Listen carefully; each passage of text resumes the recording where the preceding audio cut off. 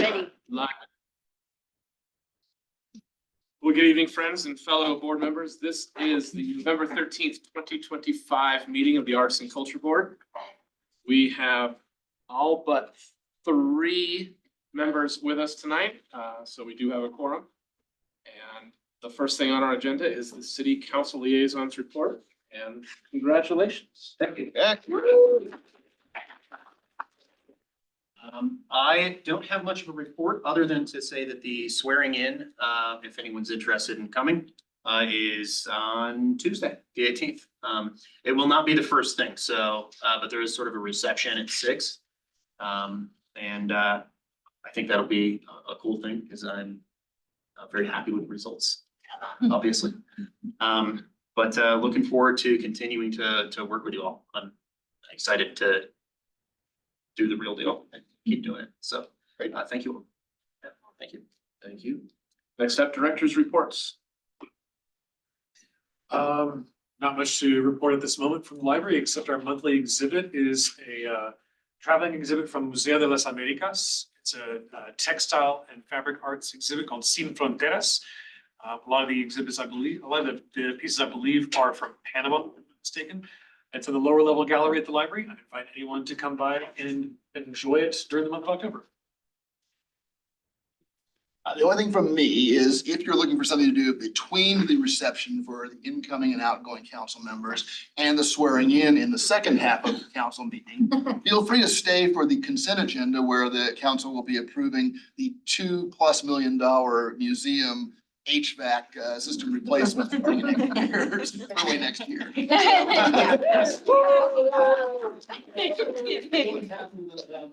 Becky and her team of facilities folks, so that's great news.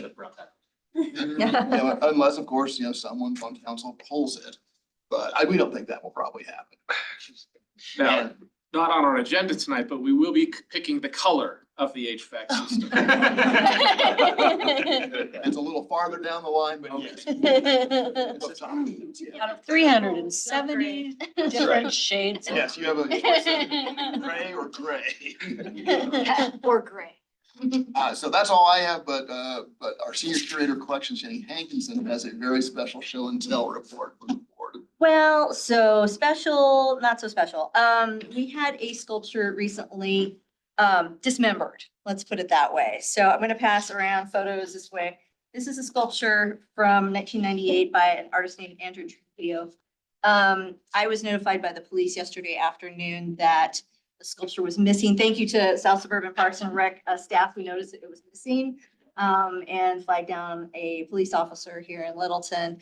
And so he came around to a bunch of different departments, finally made his way over to the museum where I gave him as much information as I could about the sculpture. And then they had a suspect. They went to try and find the suspect, did not find the suspect. And then during the cleanup, I think this morning of the site where they think the sculpture was basically chopped up to melt down, smelt down for copper. They found the head. So I have the head in a box. So yeah. Anyway, we got the head.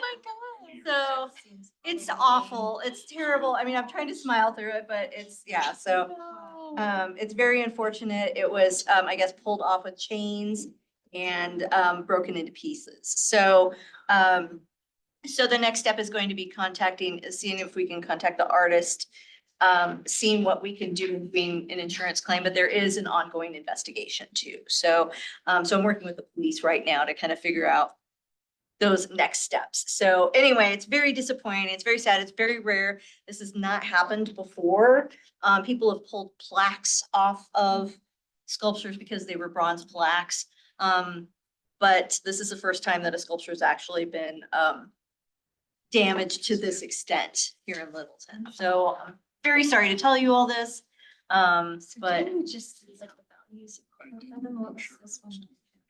well, it was, there's no current appraisal value, but it was purchased, when it was purchased in 1998, it was like 5,000, 5,200, something like that. Where was it? Where It's down over by where the tennis pavilion is, right by Bowles, between Bowles and Prince on the west side of the river, in a place called Kinghorn Grove. So, yeah, so my staff and I are going to go down tomorrow and get photos of the site and then start compiling any other information that we need to for our end for insurance purposes. So it's, yeah, like I said, it's unfortunate. It doesn't happen very often, luckily, but if the Littleton police can apprehend this person, then maybe that will kind of help put it into it. Insurance claim before $5,000, like.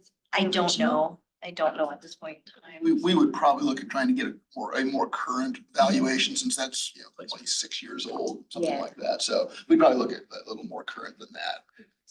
Replacement cost versus actual cost from a couple decades ago. Yeah. One of the reasons Jenny wanted to bring this up is if in fact there was an insurance settlement and there was funding available for replacement, obviously that would come before the public art subcommittee. So something for more of a heads up than anything else. Yeah, absolutely. And then also to show that, bronze is, has different values to different people. And, it's one of those things that we do want to keep in mind when it comes to installing public art, that it is really, really secure, in a well-lit area is helpful. Keeping eyes on it more frequently as much as we can. Like the base of this was a very small piece. So to saw off something like that would be very easy for someone to do, as opposed to a larger piece, which is heavier and harder to get away with. So, yeah, it's a bummer. It really is. It's, very few things have actually, We've In been very fortunate over the years. yeah, in my tenure, there's very few things that have been damaged, stolen, destroyed. This is one of under 5 things that I can think of. So Certainly the most serious since I've been here. absolutely, yeah. So anyway, stay tuned. I will let you know what I find out as time goes on. But yeah, thanks for all you do, and I'll put the box over here so you can look at it more later.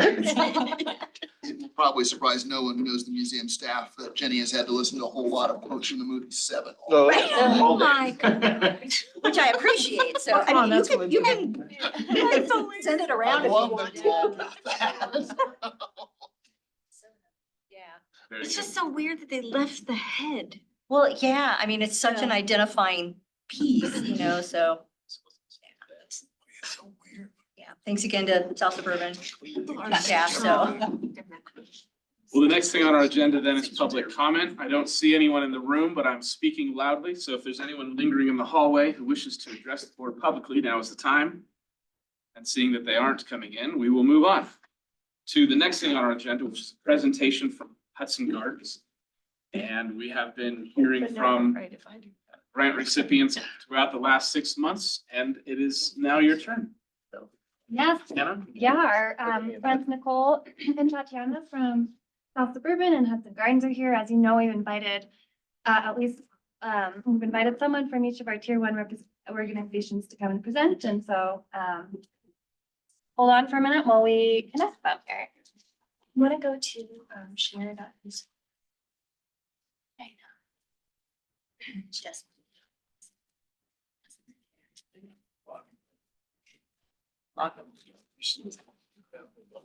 They had an informant. So it ratted them out. So.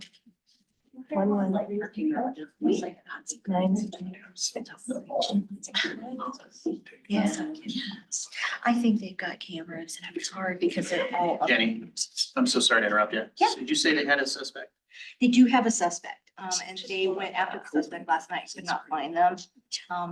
Unfortunately, they're unhoused member of the community. Okay. But they found the key where this person was normally at, and that's where they found it. It's just, the person wasn't there.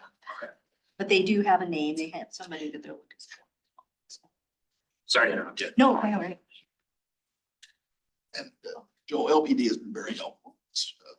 They've done a good job of leading the investigation. Yeah, and if you want to keep one of those photos, down at the bottom is also the case number. So, Thank you. yes, absolutely. She's somebody know a guy. Got it. Thank you. Guys, all set? You need anything else? I don't think so. Okay.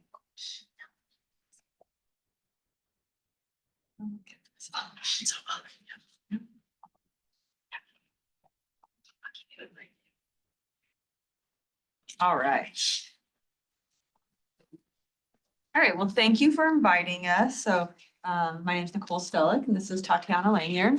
Tatiana is over Hudson Gardens and I am with the administration with South Suburban. So we are excited to have to be here and present. And we want to express our appreciation for the Art and Culture Board and all of your generous donations so that we can continue to do some great things at Hudson Gardens. And we've been talking about the vision plan for a while, so it is great to finally show you what has happened. So why this plan and why now? Essentially, when we took over operations in 23, we really just wanted to understand what do we have here? We knew it was a unique feature that the community loved. And we knew that we needed to honor everything that came before us and take that and move it forward. So it was important for us to listen and learn from the community and take all of that feedback and put it into the South Suburban operation, so to speak, to make sure that we could just provide the best opportunity in the community as much as we could. Part of that is definitely understanding the site. So visually, it's very easy to see why the appeal of Hudson Gardens is out there, but we needed to dive deeper. What is going on with the guts of Hudson Gardens so that we can plan for future investments and make decisions based on that information for programming, events, and all of those other processes to make sure that we have the most positive visitor experience possible. And then along with that, we're evaluating our operations and identifying opportunities. So we're looking at making sure that our financial foundation is there, that the programs and services that we're offering serve the community and what they're asking for, and just trying to develop this really big picture so that we can move it forward. And part of that is definitely taking homage to the past. I always think that there is definitely an appreciation to where we came from, and that provides us a direction forward. So we definitely want to make sure that King and Evelyn Hudson's lives live on within that space. And so within this plan, it gives homage to what has been and how we got to where we are today. And actually, I apologize. I actually should have said this whole plan, this whole document, which is like a 60-page document, if you ever want to read it, is on our website. It's on South Suburban's website as well as Hudson Gardens website. So if you really need some good reading, feel free. There is actually some really great information. So if you really want to dive in and see what we all have, this document is available. So I'm only giving you, the high level information on it. I apologize. I didn't say that from the beginning. And then with that, there's like 5 or 6 appendices that really dive into the nuts and bolts. So you can geek out with the rest of us over what's going on over there if you'd like. But what that does, all of this information, to kind of give you a prelude to what to expect through this presentation, it gives us a balanced path forward. So we're keeping what we've heard essentially is everyone wants the same services and offerings that we currently have out there, but enhance it. Improve the core infrastructure before adding new things. Invest in security, accessibility, the visitor experience. Continuing to embrace flexibility while defining clearer pathways. Strengthening partnerships and funding to sustain our offerings. And then align with South Suburban principles. So really, when we're going through this and we didn't really know what to expect, there was no like, aha, like we're getting a new piece of information. We really heard, I guess, kind of what we expected out of it. And that was kind of refreshing just to know that the community is very passionate about Hudson Gardens, and they will take the opportunity to express that. And you don't always get that. You always have to kind of guess where you should go. And it is kind of refreshing that everyone feels such a connection to Hudson Gardens. So as I mentioned, community engagement, it was very extensive, and it was a really great turnout. So we did quite a few stakeholder and focus groups. There was one with staff, volunteers. We had some of our leaders, so City of Littleton, JD was there. There was quite a few different people. Tim was even there. Don't want to forget you guys. But then we also had some digital engagement. So we were online and we provided a lot of social content, and we had a website. So we had over 2,300 visits to our landing page, and over 500 people that visited were actively engaged. So we had a map on there, and you could drop a pin on what you thought what was great, what you thought maybe could use some improvements, or just whatever you thought about Hudson Gardens. So that was really great to have that information and activity on there. We had 8 pop-up events and 27 local businesses that had comment cards that was able to provide some responses. And out of those 2 different things, we received 234 comments out of that.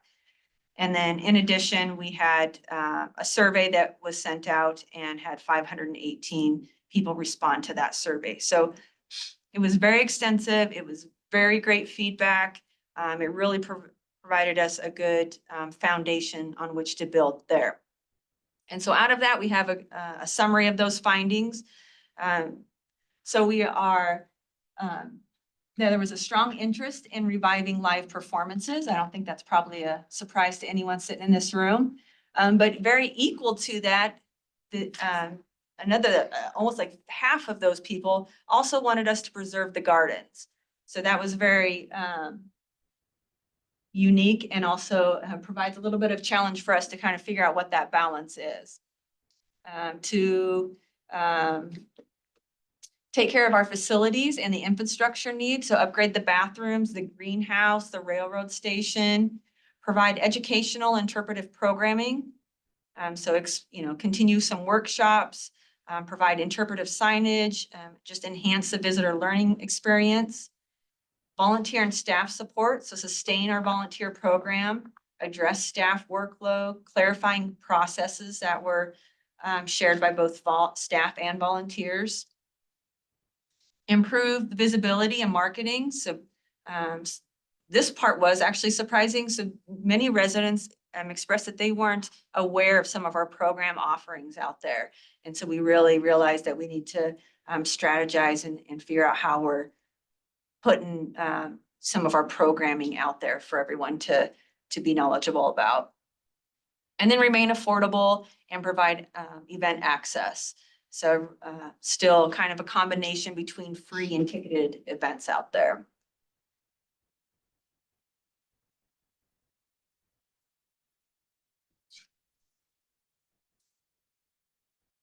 Next, in that next step, building off of that foundation, we're taking a deeper dive on what Hudson Gardens currently is. So we did a very deep dive of our facility and site assessment. So we took a look at all of the, pretty much the bones of the gardens and the facility. So what is their age? What's their life expectancy? Are they ADA accessible? We took a look at all of that. And that's one of the appendices that you can geek out on if you'd like to. But the key findings out of that was we did identify some accessibility challenges. The infrastructure is aging. There is some safety and security concerns. There is an infrastructure strain, and what that means is there are some poor lighting areas. There's some storm drainage areas that need to be addressed. Just some paths that are deteriorating. And then providing, addressing visitor experience gaps. So providing opportunities to improve wayfindings, acoustics, and just the overall experience.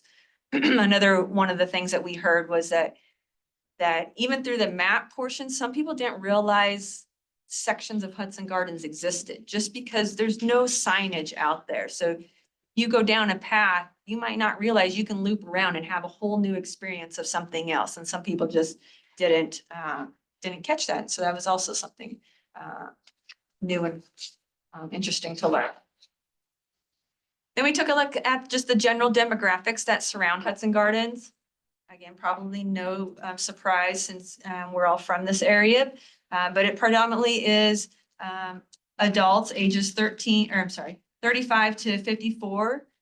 They have families, there's higher income households, and there's active adults ages 55 and up that surround Hudson Gardens. So all that says is we have a lot of opportunities with a lot of different demographics out there.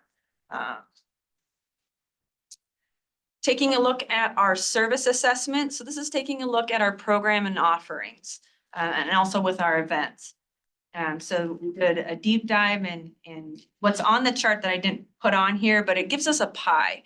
And what that pie showed us as far as the equality of each of those. And we've only broke out 2024, but we found out that our drop-in use is sitting at 42%, community events at 33%, rentals at 20%, and then programs at 5%. So if you go back to what our customers said, where they want more of an equitable offering out there, we know that we need to start looking at that pie and try to get it as equal as possible out there. And by drop-in use, we're meaning just free and open access without any other programming invading your space out there. So that's something that we've been taking a look at with the team out there just to try to, again, to try to really, excuse me, increasing programming has been one of our priorities, and that alone, I think, will help,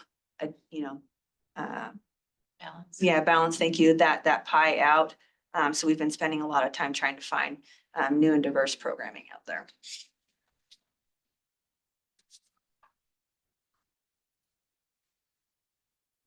And then it's taking a look at how we're currently operating financially. No surprise, I don't think, to anybody that Hudson Gardens is definitely a heavily supported area with sponsorships and grants. We would not survive without your help, without SCFD help. We run at a subsidy right now, and I'm going to say we're averaging right around a $200,000 subsidy. And our goal is really to get us to a break-even spot. When you're looking at this document, it's a little misleading for the fact we only covered 23, 24 and what we expect to do in 25. And 24's numbers look amazing in this chart. And we had to put kind of a disclaimer in there that when we took over operations and we started Hudson Holidays in 23, we didn't absorb the revenues from Hudson Holidays in 23. It actually was absorbed in 24. So we have 2 years of Hudson Holidays in 2024 in the financials. So 2024 looks amazing, but that is my little disclaimer. If you look at this report, it is misleading. So right now we're expecting to be right at $200,000 loss, and we are continuing to make strides to bring that into an even field there. But just to prove that our sponsorships and grants goes to many great things out there.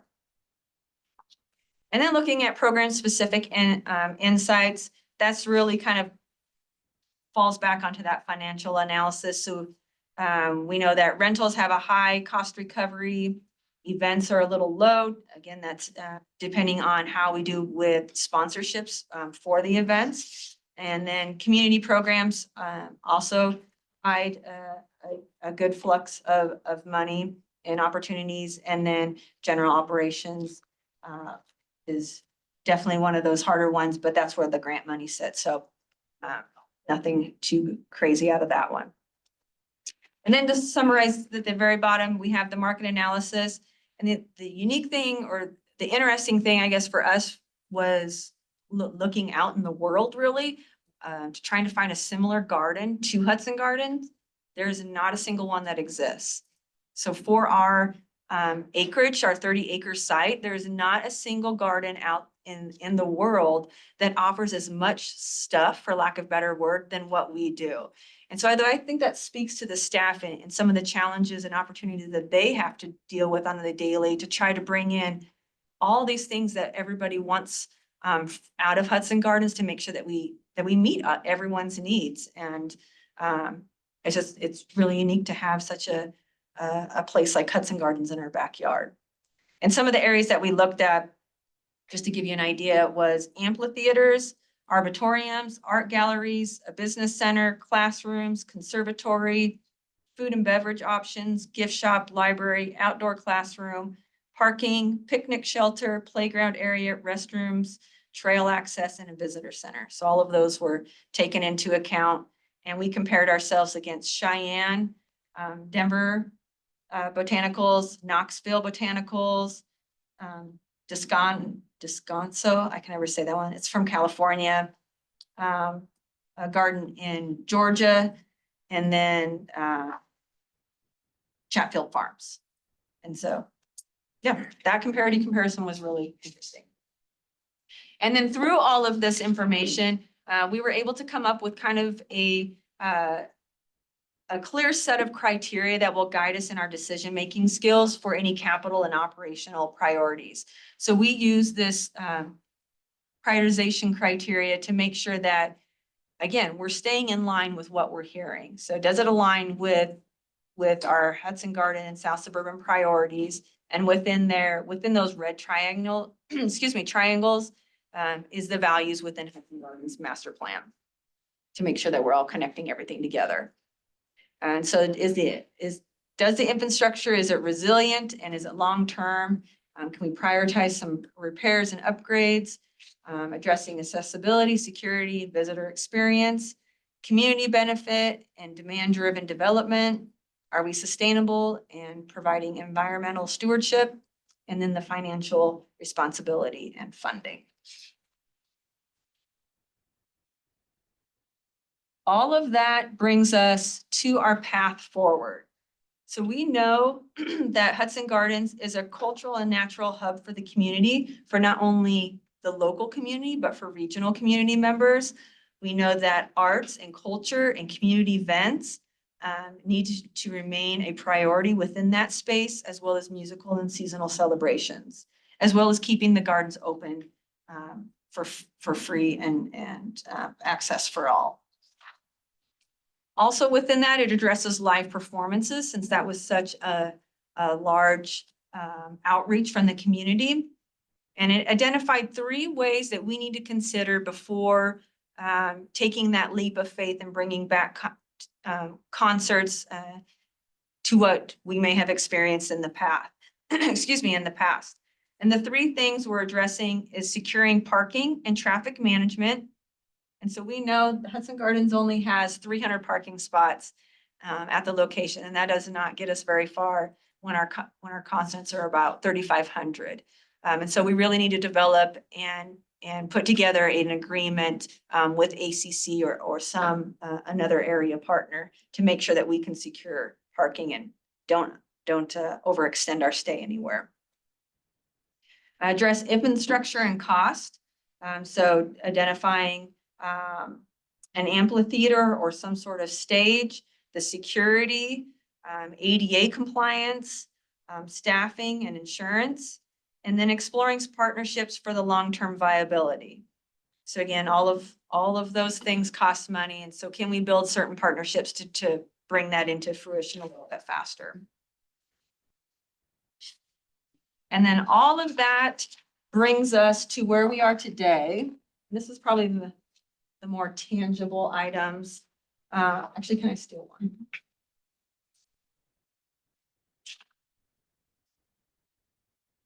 Talking about all the things that we're doing right now.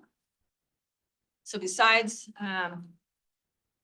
putting this plan on paper, how are we moving forward? And we've already taken some great steps to address how we're going to move forward with Hudson Gardens. So we have some short-term, so we put short-term and long-term recommendations in our plan. And we didn't want to put a year to it, right? Things change, priorities change within the district. The district is a very large district, right? And so we need to be able to have a little bit of flexibility to decide timing of when funding's coming in or when we have enough staff to address some of these what we're calling short-term and long-term recommendations. So in the plan, it's calling out to complete a garden master plan. And that is just to develop really just a garden master plan to identify the areas of which the garden we should be keeping botanical, what is in those botanical spaces. That way, when one maintenance staff leaves, but there's an ongoing plan. It doesn't live just within that individual. There's a plan out there for us to all follow. Address the branding and wayfinding.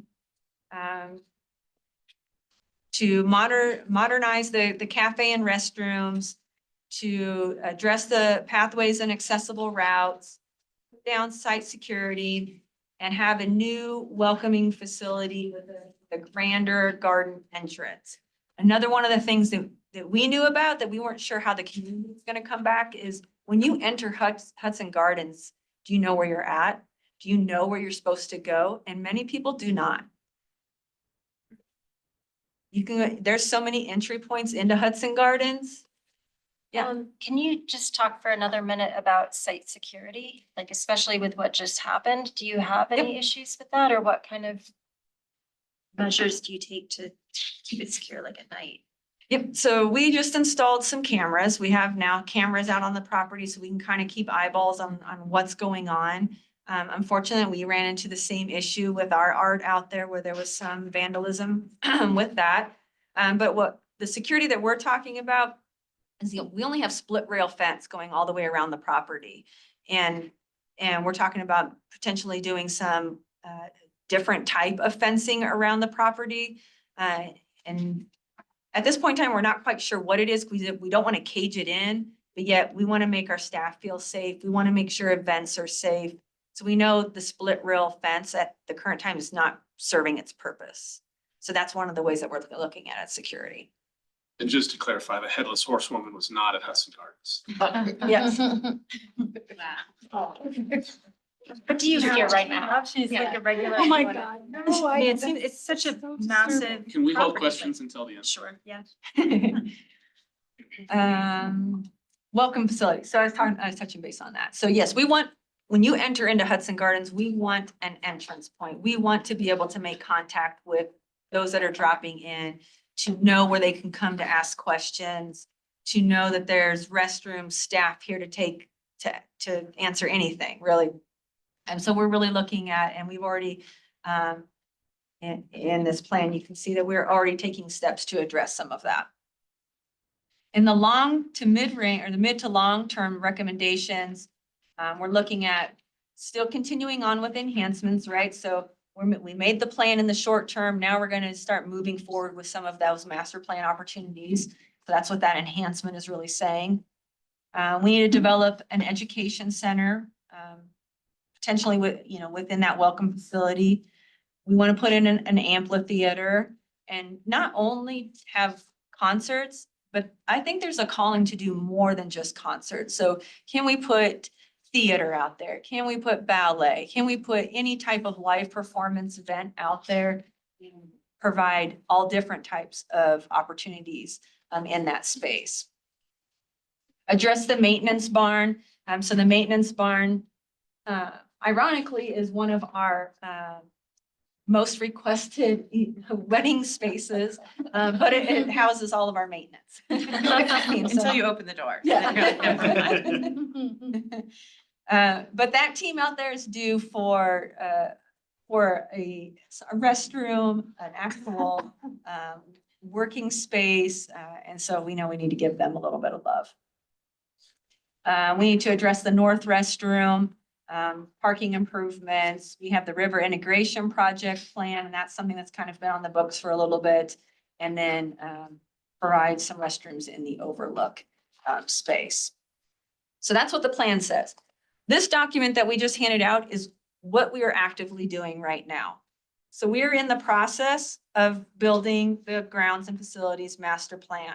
And we kind of renamed it. So it started as the botanical master plan, and we framed it grounds and facilities because it is going to be more than just botanical. We found it's more cost effective if we put them all together. And so that is it hasn't started yet. So I'm probably going to say it's probably closer to mid-November that we should really have that going on. We've already been working on the irrigation throughout the entire site. this year.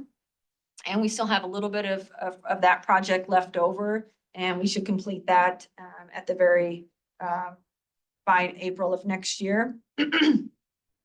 We're actively in rebranding, so we took 3 different concepts to the South Suburban Board, and they approved one of them. And so now that we have a logo identified, we are working on updating a new website as well as preparing a branding package so that we know what to put, know the wayfinding signs, right? What are they gonna look like? Making sure that all of the information and materials out there meet that brand requirement. And we will have a debut party, probably looking at Q1 of 2026. But we're very excited about that. I'm losing my voice. But that was an extensive process of, well, we took some community engagement out of that one. We talked to a lot of staff. There was a lot of input with that. And once that's debuted, we'll be back to talk about that. I have no doubt. We're addressing the pedestrian lighting that's throughout there. And so we actually started this project earlier this year. And what we found when we were trying to make some updates is that maybe we need to dig a little bit deeper and look at the entire electrical system on the grounds, because we were about potentially making some choices that were going to impact our entire electrical system out there. And we're like, maybe we need to pause on that one for a second. So we're currently in process of doing an electrical evaluation just to make sure that what we're placing out there, we have the electrical demands and everything is safe out there. And then identified and approved actually as of last night was money to additional money for signs to identify certain features on the grounds and additional wayfinding. And then we are going to start the design process for the Welcome Gift Shop Pavilion Garden entrance. We're anticipating that to be a 26-27 entire design process, and then construct in 28. And truly the reason why we need to wait so long into 2028 because we actually just received our first wedding inquiry for 2028. So we need time to allow those events to come through and be able to tell all the brides what's going on in the gardens before we make a promise we can't keep. Additionally, we are going to make some upgrades to the rose garden. So that fountain is not functioning to its fullest capacity. So we will be redesigning that garden feature. And again, right now, that's the same process, construct in 28. I could see those change a little bit. Maybe the rose will go to 29, but that's currently what they're in for. And then further out in our approved 5-year capital plan for the district, we noted that we'll address the main marquee sign. We'll continue to upgrade pathways and accessible routes. We'll address the cafe and restrooms and the perimeter fence as well. So South Suburban is really taking this vision plan to heart and reinvesting monies back into it to just make sure that we can continue providing all the different services that was identified in the vision plan. And part of that is thanks to you all. So with that, before we get into additional lodger tax updates, do we have any questions about the vision plan? I was curious if back in the live music days, if your history goes back that far, about if those events were in fact profitable and helping the bottom line a lot, or were they still kind of break even or even money losers? There was a little bit of revenue on it. However, you have to consider the cost that's maybe not monetary, but we're taking up garden space where we're hearing from the customer, from the community, that it's 50-50. 50% want those live concerts, but the other 50% want the serene botanical experience out there. And so if you have too many concerts, I think that takes away from that botanical experience. And we don't have the infrastructure. So the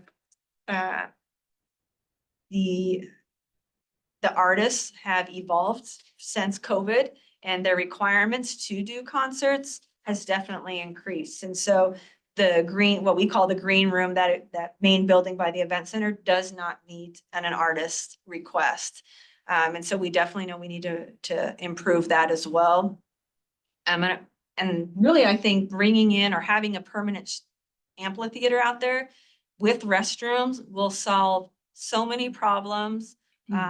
And not feel like we're taking away from the gardens, because it'll be built to feel like it's a part of that space instead of you're plopping something else in that space. And so I think that particular piece needs to be addressed before we really get back to potentially a series or going on beyond that. Not that we're in discussions about how many other concerts we can do and what does a concert mean? Is it a high level concert, or is it just a community event where it's music and it's open to the public? It's not ticketed. There's some different variations that I think we can provide, and we're definitely looking at that. And we're actually working with the city of Centennial as well. So they're considering, can we both support each other? Can potentially some of the city events move over there and we support them in that capacity, or vice versa? So there's a lot of conversations going on about concerts, I can tell you Sounds that. like, okay, thank you. Yeah. Any other questions?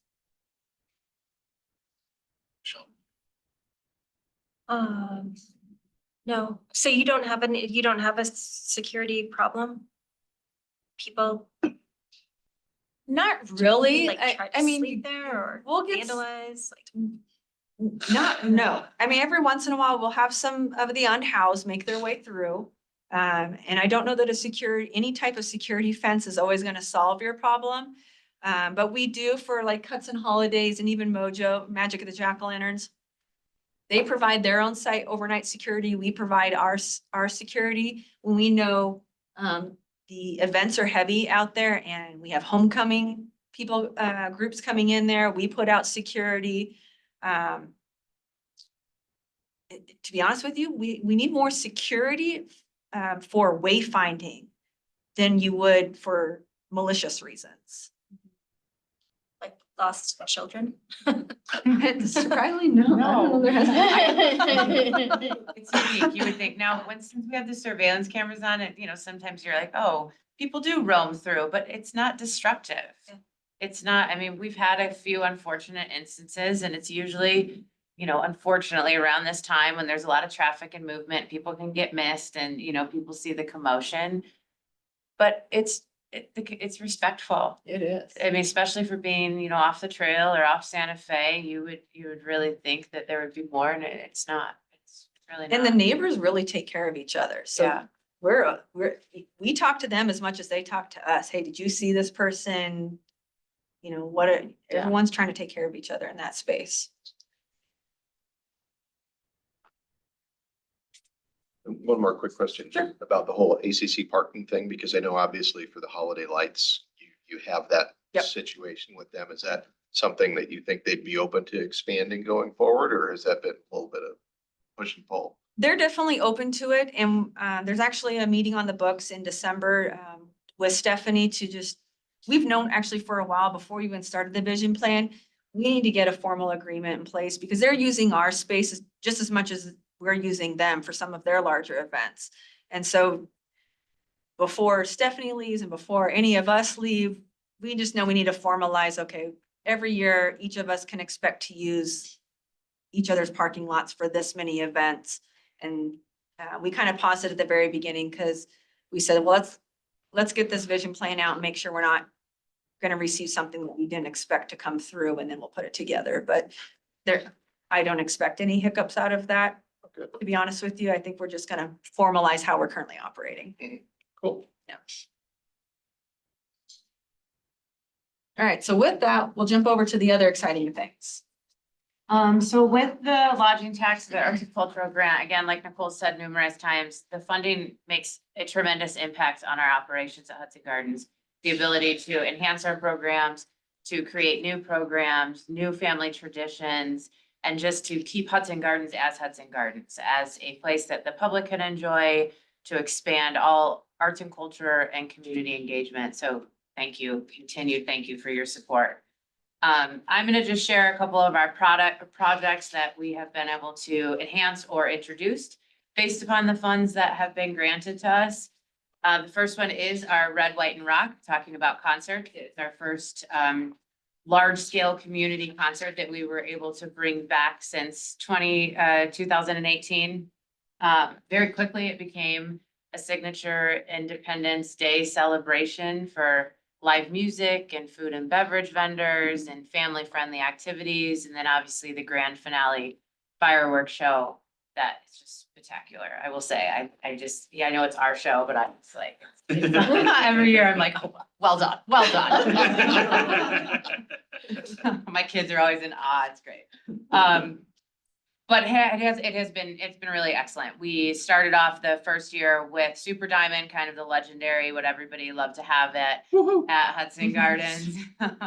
And the crowd dressed up, and I mean, really, it was nice to see everyone just get right back into it. Obviously, when we launched new, few kinks to work out, from the first year, trying different things, and trust that we always listen to the community and grow from what the community wants. We're here to make sure that we're pleasing everyone and our, enhancements rather than changing things that don't need to be changed.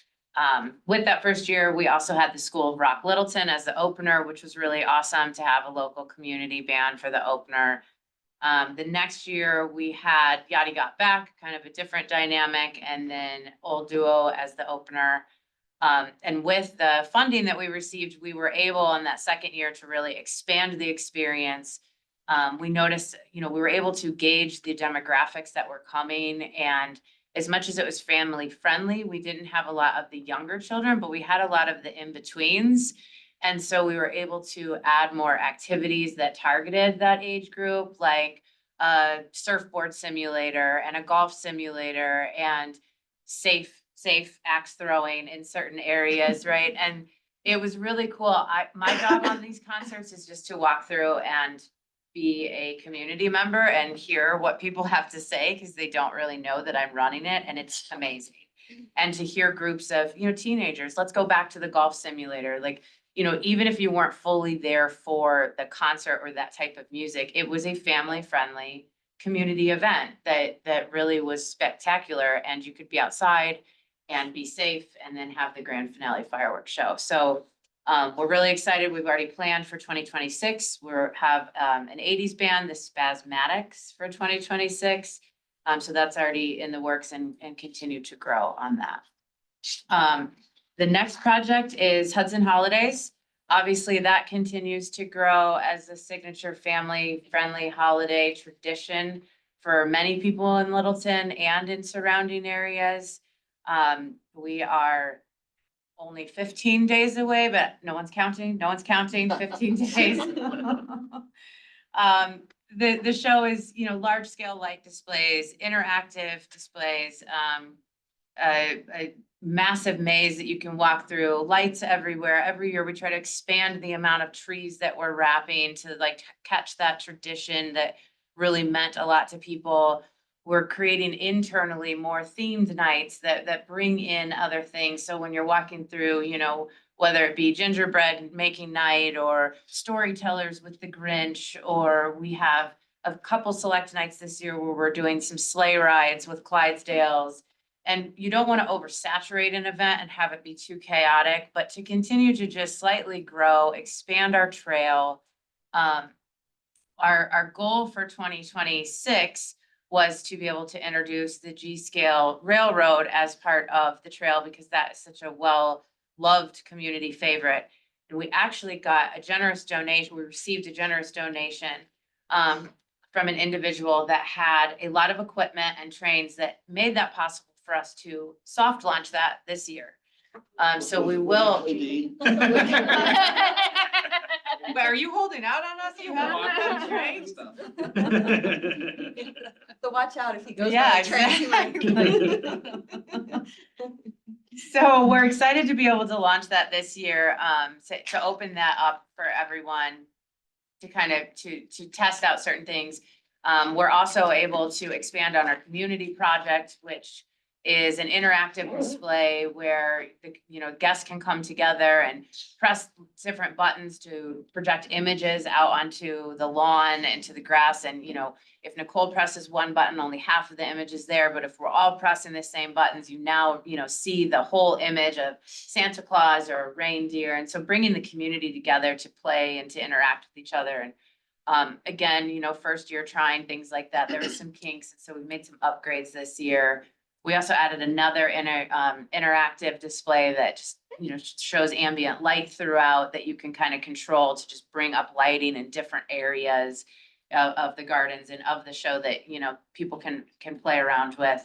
But for the 2026, our big plan is to really enhance our train exhibit to that Holiday Village meets Polar Express and be able to create some more immersive, sound displays and a conductor on site to engage with. And our goal, we really wanted to hand out the bells of I believe and make that more of an attraction throughout and really also focus on weather oriented. Obviously, it's an outdoor train, so it can only run weather permitting. And that doesn't just mean snow. It could mean moisture in the air or too cold of temperatures.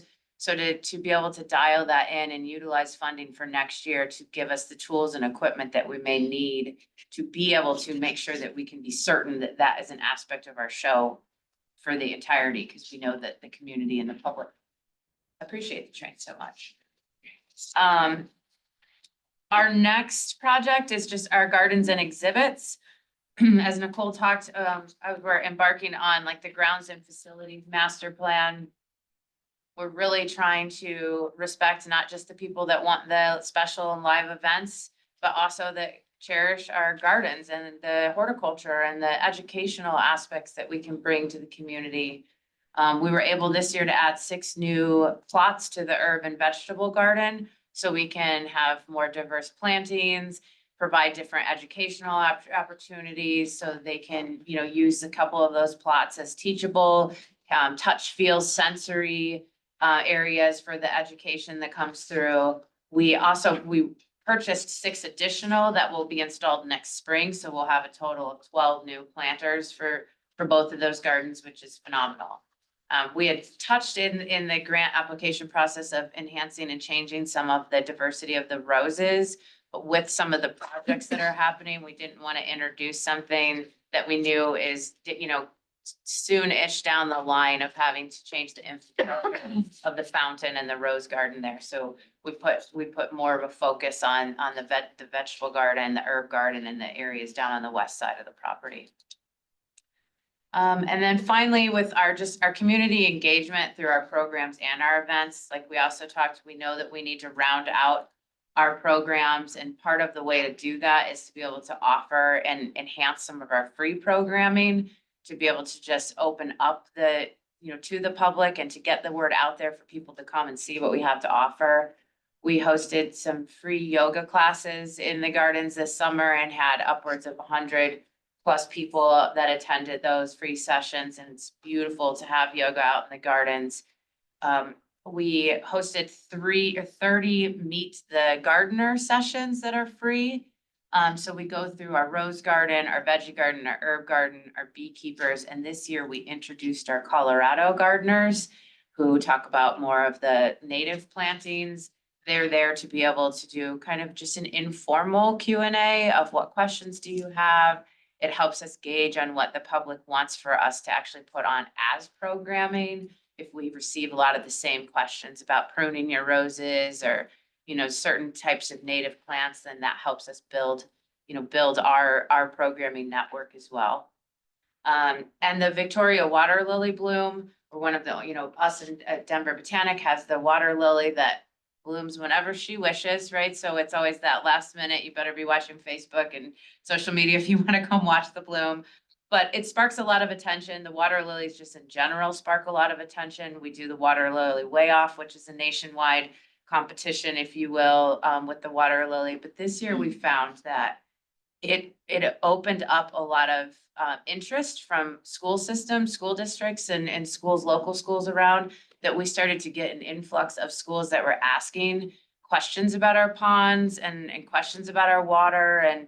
And, you know, if our volunteers or if our program coordinator could come to their school or help with a field trip and, you know, dive into some of what they're doing hands-on. So again, that helps us, that teaches us what we need to do to grow and helps us maybe with staffing down the road on what we need to bring in to be able to meet this criteria and the wants of the community. So that was really special and cool. I always, you know, try to answer those, you know, as much as we can, like, yes, we'll come, or this volunteer, and our volunteers are fantastic.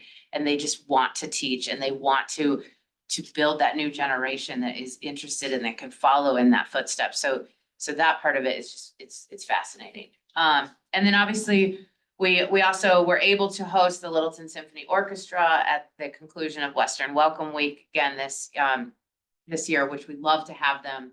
It just brings, like Nicole said, a different element to live production.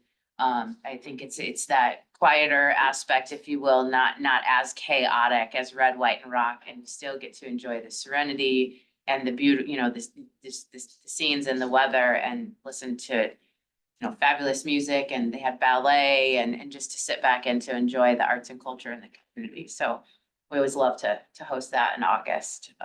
So those are the 4 main projects that we're able to utilize the funding. Again, tremendous thanks. Like it makes a tremendous impact. So we appreciate it. Any questions on the projects that we've been doing or moving forward for 2026? What is safe axe throwing? Far enough away with a barrier Okay. and an age restriction. And no alcohol when you walk up. So you do have to take into consideration, right? Like I think on a couple of our flyers, we said something about axe throwing and definitely got some like side eyes of like family friendly axe throwing, like what? We had to word that a little bit, but Part of yeah. their forestry program. Yeah, right. Trees that need to come down. The surf simulator was the biggest hit. That was great. And it was classic to see all ages. I mean, all ages up there trying it. So that, you know, things like that are just fun and you just let your inhibitions down a little bit and you're having fun with the community. And so it was great. And speaking of fun with the community, our communications team has been doing a great job interacting with everyone online. And if you haven't followed us or checked us out, please go online. We started a new series. It's called Tuesdays with Pat. And Pat's our main maintenance supervisor out there. And he's giving comical little information tidbits about Hudson Gardens. So this last one, he was talking about the ponds. And he was saying, you know, if your kids want to go in the ponds, it's full of leeches. So let the other family go in first so they're full before your kids go in. They are funny. What's the main platform that's on? Is that just YouTube or your website? Or? It's usually on Instagram. Yeah, that's where she launched it. But yeah. Yeah, there's some funny ones that he just started. You know, there's a lot of things that happen at Hudson Gardens that I don't think this was one, so I'll share, but he said in just a staff meeting one day, like, Hudson Gardens is the only place that you can get married while turtles are hatching. Like we had, you know, like things like that. Like we had to block off where the turtles were about to hatch any day. And so you never know, like it's just one of those, it incorporates everything and it just comes up with these great one-liners. So it's funny. Any other questions? Thank you for your time. Yeah. I have one, just one question, and that is, as you move forward through a vision project, which by my calculations is, if not over, very close to $100 million in infrastructure and programs and projects. Can you speak just for a minute about the role the city and perhaps even this board can play in the discussions and the participation and decision-making process of those? Yeah, so I think it's kind of just how we are currently operating, right? The lines of communication are open. We're talking about what benefits both the city and Hudson Gardens. Can the city support Hudson Gardens in certain projects that we can give back? And, you know, the city can put on events within those spaces as well. So we're always looking for partner projects. We're always looking for ways that you know, kind of give backs. We can provide this, you know, can you help us here? I think it's in all those types of conversations that we'll continue to have and continue to build upon with both of our agencies.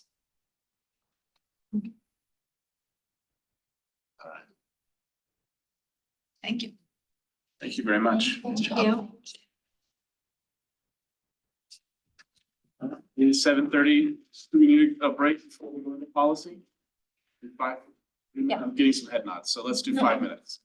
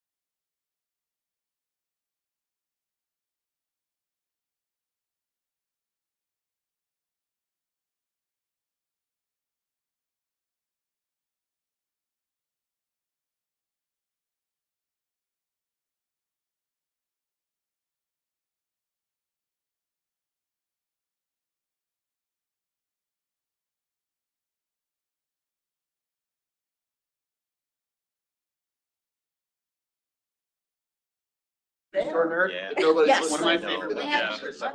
Overall, Yeah. pretty good. But they hauled it off. It's like generous M&M.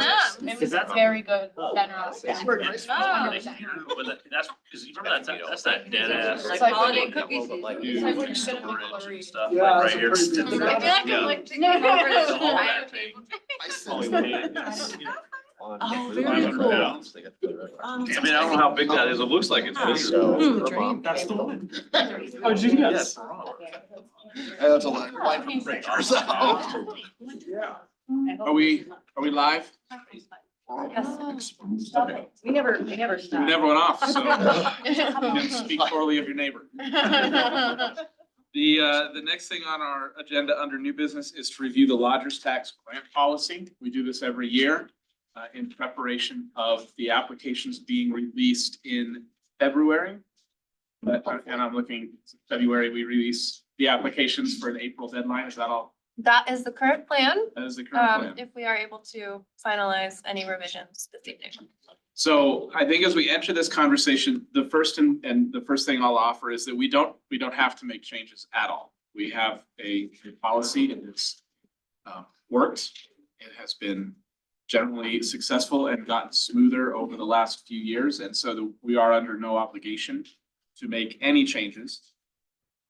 If we make significant changes to the policy, we will do so in the form of recommendations to city council. So what is decided tonight isn't necessarily a for certain thing.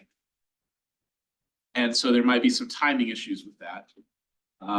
And I don't know if this is going to be a lengthy conversation or a short conversation, and we'll kind of go step by step and see. But the other thing that I would offer is if we get to the point where we're having a robust conversation and we just are wearing out, we do have the option of sort of reinstating our December meeting, which we had decided earlier not to hold. But the time slot still technically still exists. So if we're at a hot spot tonight where we need more information, we just can't do it. But we feel strongly that something needs to be finalized before the 2027 grants go out. We do have that December option. So all that to say, I also will try personally not to filibuster so that we have to go into December. I thought it said in the thing that it did need to go to council like in November. It depends whether we make substantial changes to it. If there are cosmetic changes, cultural changes like we've done the last 2 year cycles, Jim just passes it to the council as an informational item. If we were to do really in-depth changes to the policy, then council to at the very least review it. I would, if they're really in-depth changes, I think I'd be looking at a study session in January with council. So several of you responded and gave comments to Anna over the week. Please represent those tonight yourselves. We won't be handing those out or anything. Keely, who is not here, also made a couple suggestions. We will share those with the room so that her voice is represented. And Kate, who is also not here, was planning to be here. What did she say? I forget. Generally agreed with recommendations that were presented last week and then made some snarky comment about me. No reason to read It's that. almost like into the she's here. record. Yeah. So consider herself represented, but she didn't offer any specifics one way or another. Anna passed out via email, and then it was also on the table back there, sort of a suggested structure for the discussion. So I was gonna go ahead and follow that down, if that works for everybody. And the first thing is to refine criteria for tier 1 cultural institutions. Right now, there are no hard and fast cultural or definitions or outlines for what a tier 1 or institution is. It's a little bit of a smell test, I suppose. And we have leaned on the suggested or example offerings that were in the ballot, which is the Littleton Museum, the Littleton Library, Town Hall Arts Center, and Hudson Gardens. So I'll just ask quick, do we want to create criteria for what a tier 1 organization is? Is there an interest in that? Or do we leave it as is with the sort of smell test? I mean, you outlined it pretty specifically in the Bible that you created. I like to use the word manifesto. Manifest. Well, I A mean, lot there. there's a lot, those, again, but those were all suggestions. They were not. No, I think they were really good suggestions. Yeah. too. I mean, obviously, I'm a proponent for it, so. Could I ask a question, like, would it be preemptive to do that? Because you might assume that one of the other big four might oppose to you enacting a new organization into it? Would it be better to enact that first, which kind of defines the criteria, so if you added a organization after that, you have some backbone, as opposed to asking to enact an organization without it, then somebody could say, well, I'm this and they're that, and they're making their own like connection of what a tier one, or, so I'm basically saying, yes, I think it should get enacted. Because if the question is, then do we think about organizations like ACC and they meet the criteria, then they say, yeah, we already established what the criteria is, versus having necessarily as robust of criteria. You follow me? I'm not. Well, you said you created 7 characteristics of a tier 1 institution, which kind of acts as a rubric. And what he's saying is that if there were a rubric in place that represented what a tier 1 institution is, then if another institution wanted to say, hey, well, I follow these criteria, then they would have more leg to stand. Yep. As opposed to like, I'm just saying, like right now, right behind that is ACC looks like an organization. And I'm just saying, if you had that in place, then it'd be pretty, because they, in my opinion, they follow all the criteria. Yes, I mean, I think in theory, this offers an opportunity for more organizations to become tier 1. It offers opportunities in theory for a tier 1 organization to fall out of the criteria.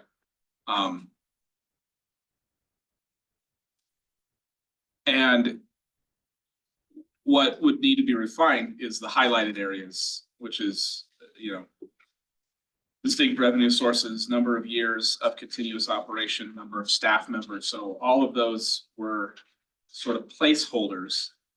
I believe all of those right now would align with what current tier 1 organizations are. So all existing tier 1 organizations would qualify for this.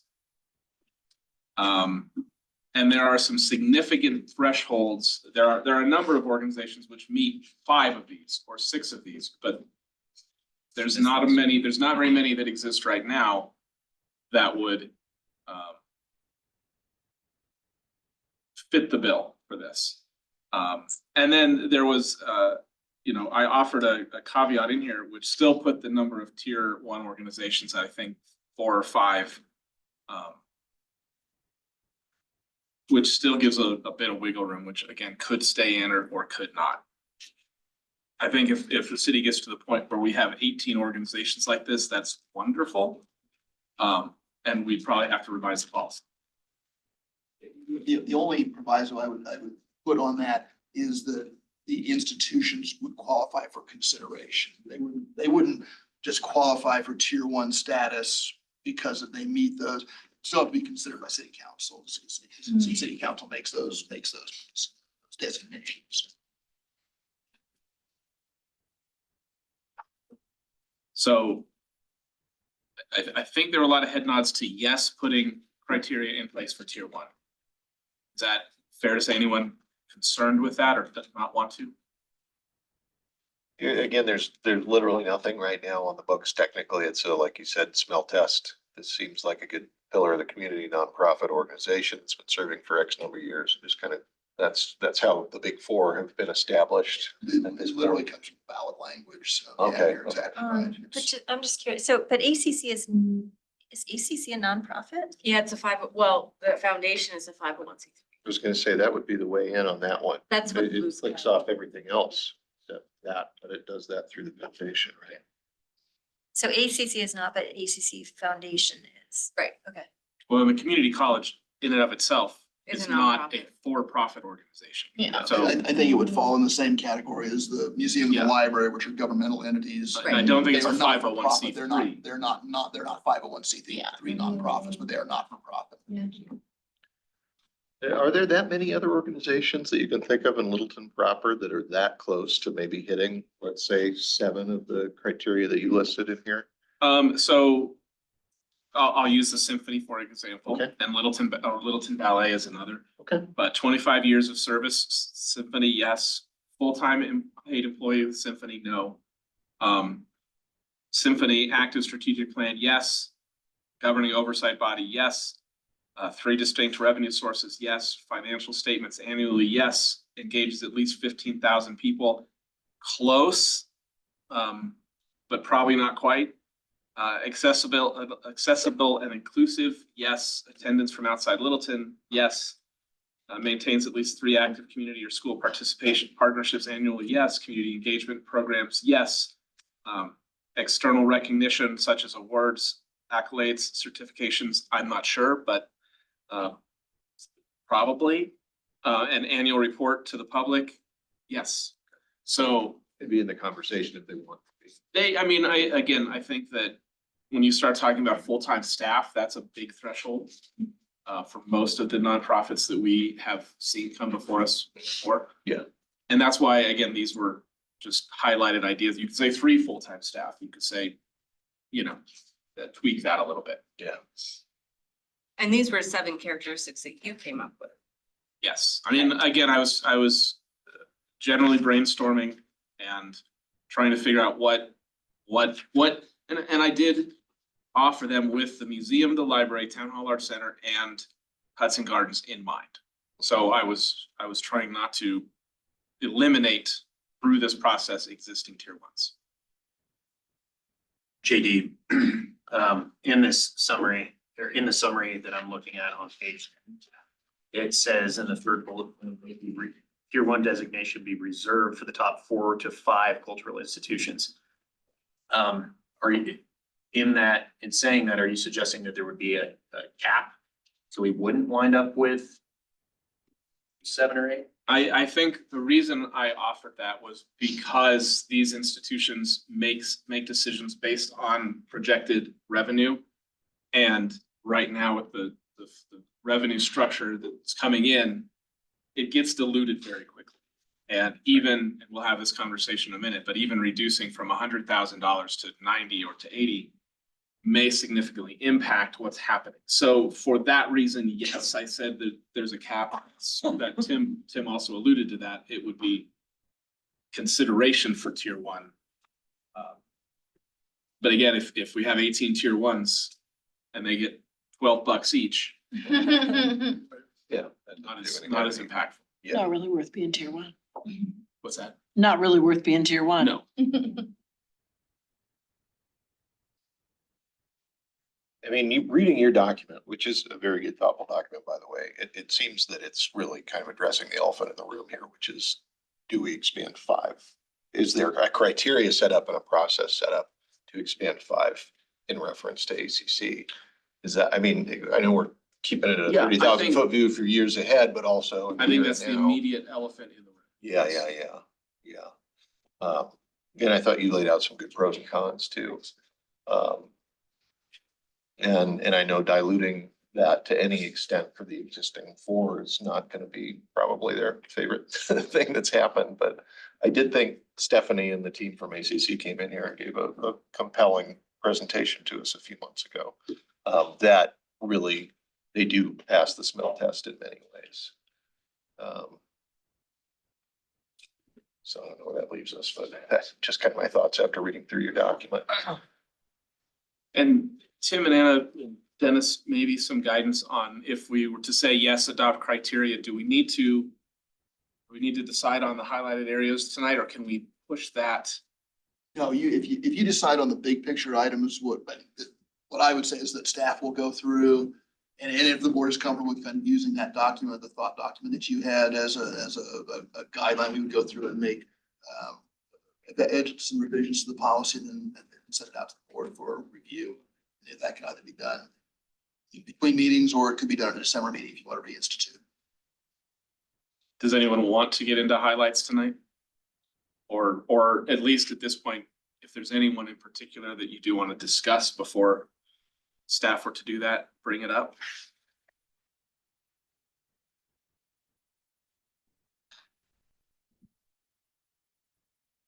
When you say highlights, what do you mean? The highlighted areas in the tier one recommendation. Sorry. I'd kind of like to get through the big picture items Okay. first. Right. And see where we land and then go from there. Yeah, that's good. But the highlighted areas seem very reasonable to me. None of them I was stand gonna say, out like, I as- don't really have any notes. There's- Like, it yeah, there's no makes big sense red to me. flags. Yeah. Very good, thank you. And again, I'll offer, this was meant as a discussion document, so please discuss if I don't want it to be a declaration. Manifesto. I think we let it. Nice job. So then the next thing is evaluate current tier one organizations. And this is one where I know we got some comments. I will represent for Keely. That she did not feel Hudson Gardens was appropriate to be considered as a tier one organization. So right now we have 4. I think if we start with that 4, and then we can talk about if there are others that we want to include for this next go round, we could do that as a second step. And again, I'm Tim and I'm looking at you. So of the 4, any thoughts? Well, my question was with Hudson Gardens also. It was a lovely presentation. It feels like they're not doing enough themselves, that they're not using their own revenue streams. That kind of like they're holding Hudson Gardens over our heads, that the city has to be a part of it.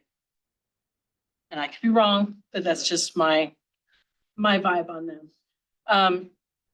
She's talking about program, we're trying to develop all of these programs and figure it all out. Well, right down the street, there is the Carson Nature Center who has figured out a whole lot of these programs. Who has worked with a whole lot of these kids and a whole lot of these people. And they don't seem to be using their resources. What's strange is they're both South Suburban. And how much money are they getting? You know, South Suburban seems to have much deeper pockets than our little lodger's tax. Those are my thoughts on Hudson Gardens. It was a lovely, lovely presentation, and I do enjoy Hudson Gardens. JD, did Keely offer up any specifics that she was willing to share?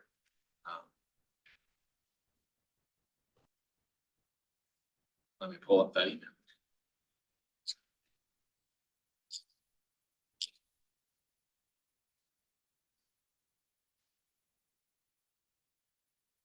She did not. Just remove Hudson Gardens from tier 1 list and drop tier 1 allocations to 300,000.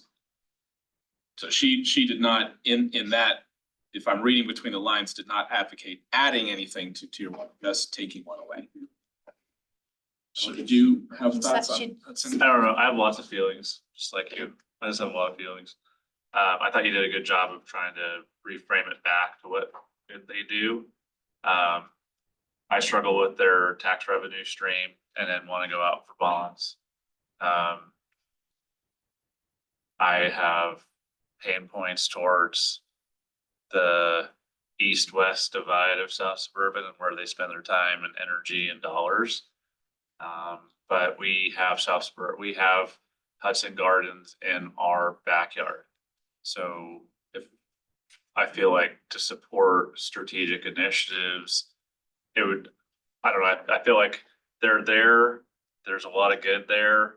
And to shun them basically and say, yeah, over here is good, and you're not, and like just kind of, I'm not I don't know, I don't support like this to complete.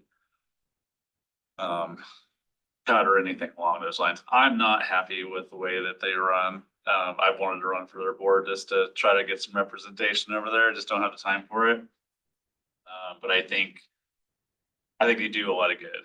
I think it's on us also to kind of push them, right? So some of those, for them coming in, like, we should be pushing them. I think just, hey, here's some things we noticed, do more. We had an opportunity, we could have helped, we could have pinned them down a little bit, but nobody did. I don't, it's a treasure. I think it's good. They do good programming and I think they deserve some dollars. Well, and I think too, I agree, they don't use their resources Mhm. as well as they could. I don't think that there's any disagreement there. I think they may even agree upon that. But I also go back to the lodger's tax vote. And I think part of the reason why the vote was so strongly in favor was Hudson Garden was included in that. I think that there is a soft spot in the hearts of people in Littleton. So how do we take that and where we sit now, and to your point, push them a little bit harder? They do have new leadership. I think that that can make a big difference, and I really want to see where that goes. I think it's really That's fair. important for us to support them at this point.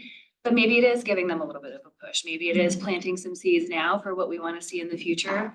But I do think that they're worth, personally, I think they're worth being a tier one. Until they really prove that they're not. I still come back to the fact that, they're one of the 3 out of the 4 right now where citizens can walk in for free every day and enjoy the Yeah. facilities, right? Organizations like that, I think, deserve the extra public. Yeah, I mean, that security conversation could have gone very stark real quick. They could have said, one of our plans is, guess what? We're having a bunch of riffraff happening. We're gonna lock this thing down. Admittance is gonna be, if you're above 65, it's free. If you're below 5, it's free, and everything else in between's. Yeah, I mean, that would be one way to get out. No, that I thought they were 200,000. very thoughtful about the community support.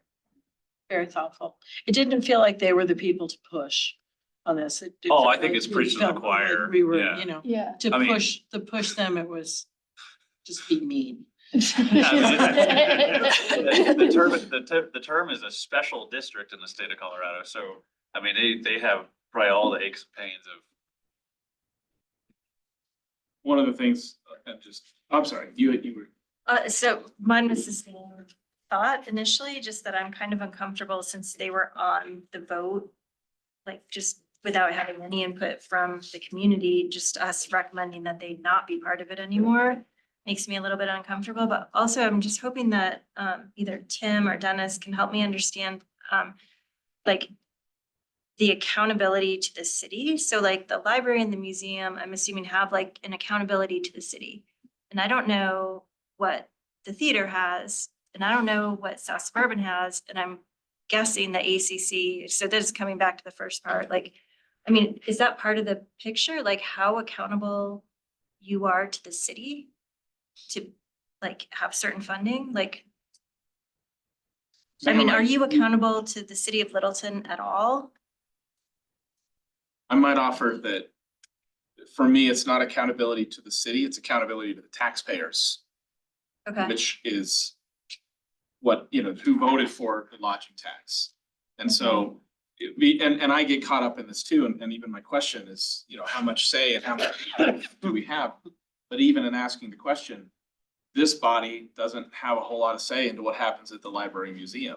This body doesn't have a whole lot of say into what happens at Town Hall Arts Center. So we're not necessarily buying a right to have a position. I think that Hudson Gardens, at least in the last year or so, has done better from my perspective of asking for representatives from the city to sit in on these meetings and these discussions. And I do think that has a lot to do with a change in leadership. And I think it's only going to get better as their new executive director really takes hold. I mean, the theater has some accountability to the city, right? Like it's city property. right? It is a city-owned building, yes. And Hudson Gardens is owned by South Suburban, the land, right? Like is that I mean, right? again, it depends on how you look at it. It is owned by the taxpayers Okay. under, but it is, And that would be the same as ACC then, right? I mean, Am I- ACC is a state-owned community college system. So Which is funded by Yes. the taxpayers. funded by the Funded by the taxpayers. taxpayer. Okay, So I think it's, for the way that I really boiled it down personally was, what are the institutions that have a significant impact on the citizens of, whether we have insight or say, what really impacts the citizens more than anyone else? And I do think Hudson Gardens would be a part of that conversation, regardless of how deep their pockets might be, or who funds them, or how focused their leadership is on east versus west. At the end of the day, I believe it's 250,000 people a year roughly come through their doors. And if you drive down Santa Fe at Halloween or the holiday time, there's a huge impact on the city. And so that's for me personally, what I ultimately boiled it down to, is the institutions with the most impact. And that's sort of what I think the ballot language hinted at, was these big institutions that are known far beyond the borders of our city. So to kind of sum it up, they can do better, but they're making their impact. And as are the library, the museum, Yes, and I would argue that we can argue that we can all do better. yes, and I would encourage this body to continue through our strategic plan initiatives and everything else to encourage that. And I think we did a good job just recently of calling out tier 3 and saying, we need more information from you. Your grant application is not acceptable to us. We need more. If you want this funding, you have to tell us more. And I think we have the ability to do that. And I would just say, in terms of ACC, I mean, I've said this before, I mean, Littleton's kind of a college town. If that college is gone, who's coming to Littleton? Like, people come from Aurora, from Castle Rock, from Parker every day because of the college. And I want you guys to not forget that the diversity of Littleton is because of ACC. The people that come every day, the students that we serve that are going to be leaders in the future to run our city. So just remember that. It's a college town. Imagine ACC's gone. What is Littleton without it? So I think what I think I'm hearing is Hudson Gardens is good tier 1 for another year, and we can, I think, continue to revise this and talk about it throughout the year. But I feel like generally head nods. So then ACC presented to us last, I don't remember. Been a year. It's been about a year. Yeah, I think it's October. I think. I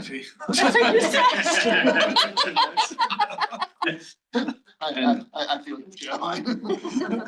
I don't know quite what to do with ACC tonight, only because if we're gonna do a final thumbs up of if staff's gonna look at those requirements and we don't have quite what they are yet, I don't know how to make a determination.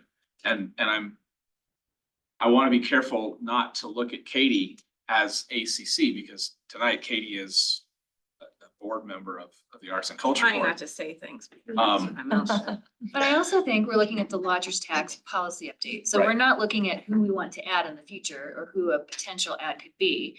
It is what the criteria could possibly be when we decide that we will add a tier 1. Yes, So I don't know that the ACC conversation it's appropriate. for tonight, I mean, that's just my opinion, because I think we're looking more at policy. I don't know, I could be I wrong, agree. but I agree. I think we should focus just on the policy itself. We Great. should establish a tier 1 policy. And one thing I would just remind the board of is when we talked about ACC last year too, ultimately the decision of the board was not to make a recommendation. I think the sense was that ACC qualified in many ways, but not to make a recommendation to add an additional tier 1 until funding stabilized. That really hasn't happened yet. We got ideas to make that happen. What's that now? I said we got some ideas to make that happen. I hope they're successful.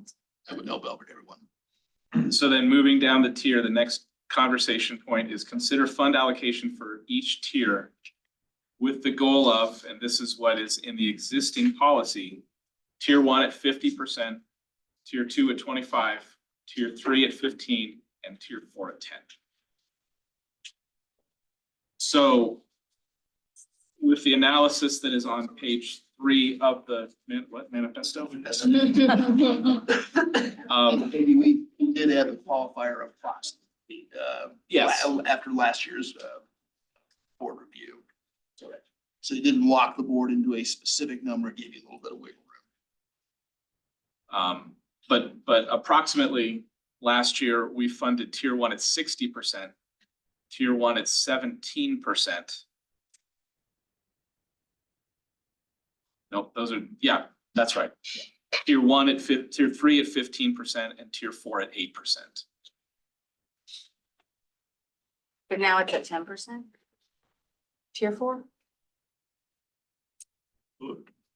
There's No, he's talking, prospectively, he's talking. the- what You're the out actual- Over time with the revenue changing, that's the Oh. percentage changes. It's starting to I see. it's flexing towards tier 1. Yeah.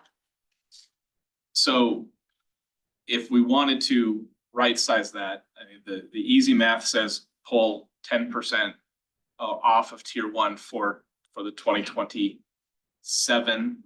You know, I keep thinking we're talking about a year out for funding, so it's a year's notice if we were to change.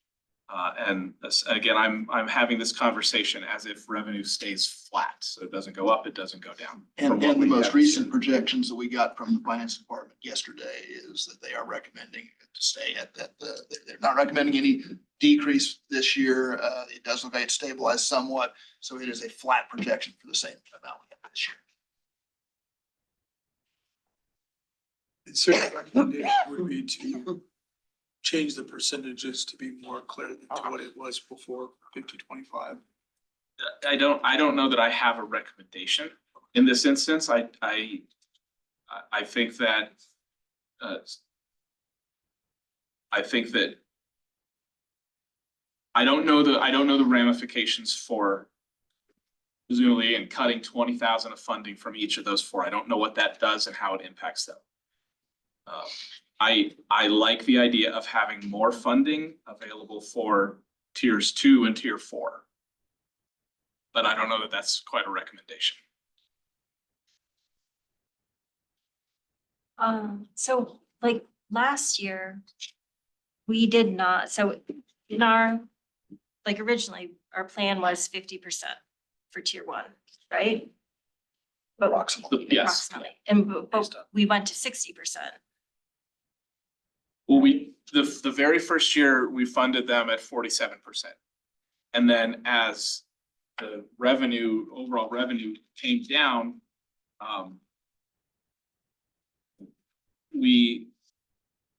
and again, I'm pretty sure these numbers are all right. Tier 1 has more or less been held at the same dollar amount. Yeah. Each of the 3 funding years. Yeah. Tier 1 came down 25,000 in year 1. Oh, right. Per- And then per last tier. year, Per institution. Yeah, they started at 125. And then That's right. we had to revise our That's right. numbers downward. So tier 1 and tier 3 and tier 4 took a haircut in the first year.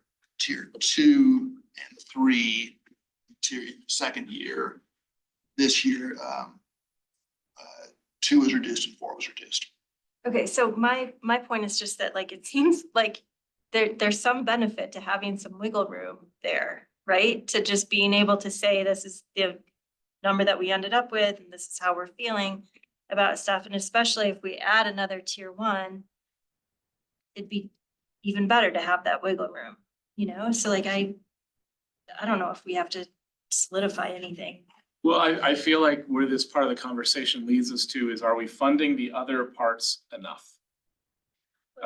It seems equitable to me to drop tier 1 some.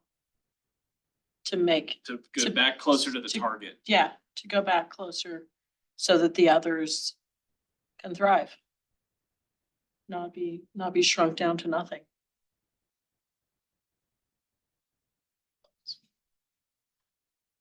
I'm not sure on this one. I don't know. I do see Michelle's point though is,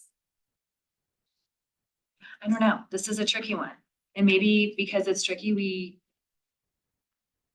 go for some other categories that we could make a bigger impact now and hold off on this one. It is nice to have the extra for the tier 2, tier 3, but I don't know. I'm also concerned if we add in a 5th tier 1,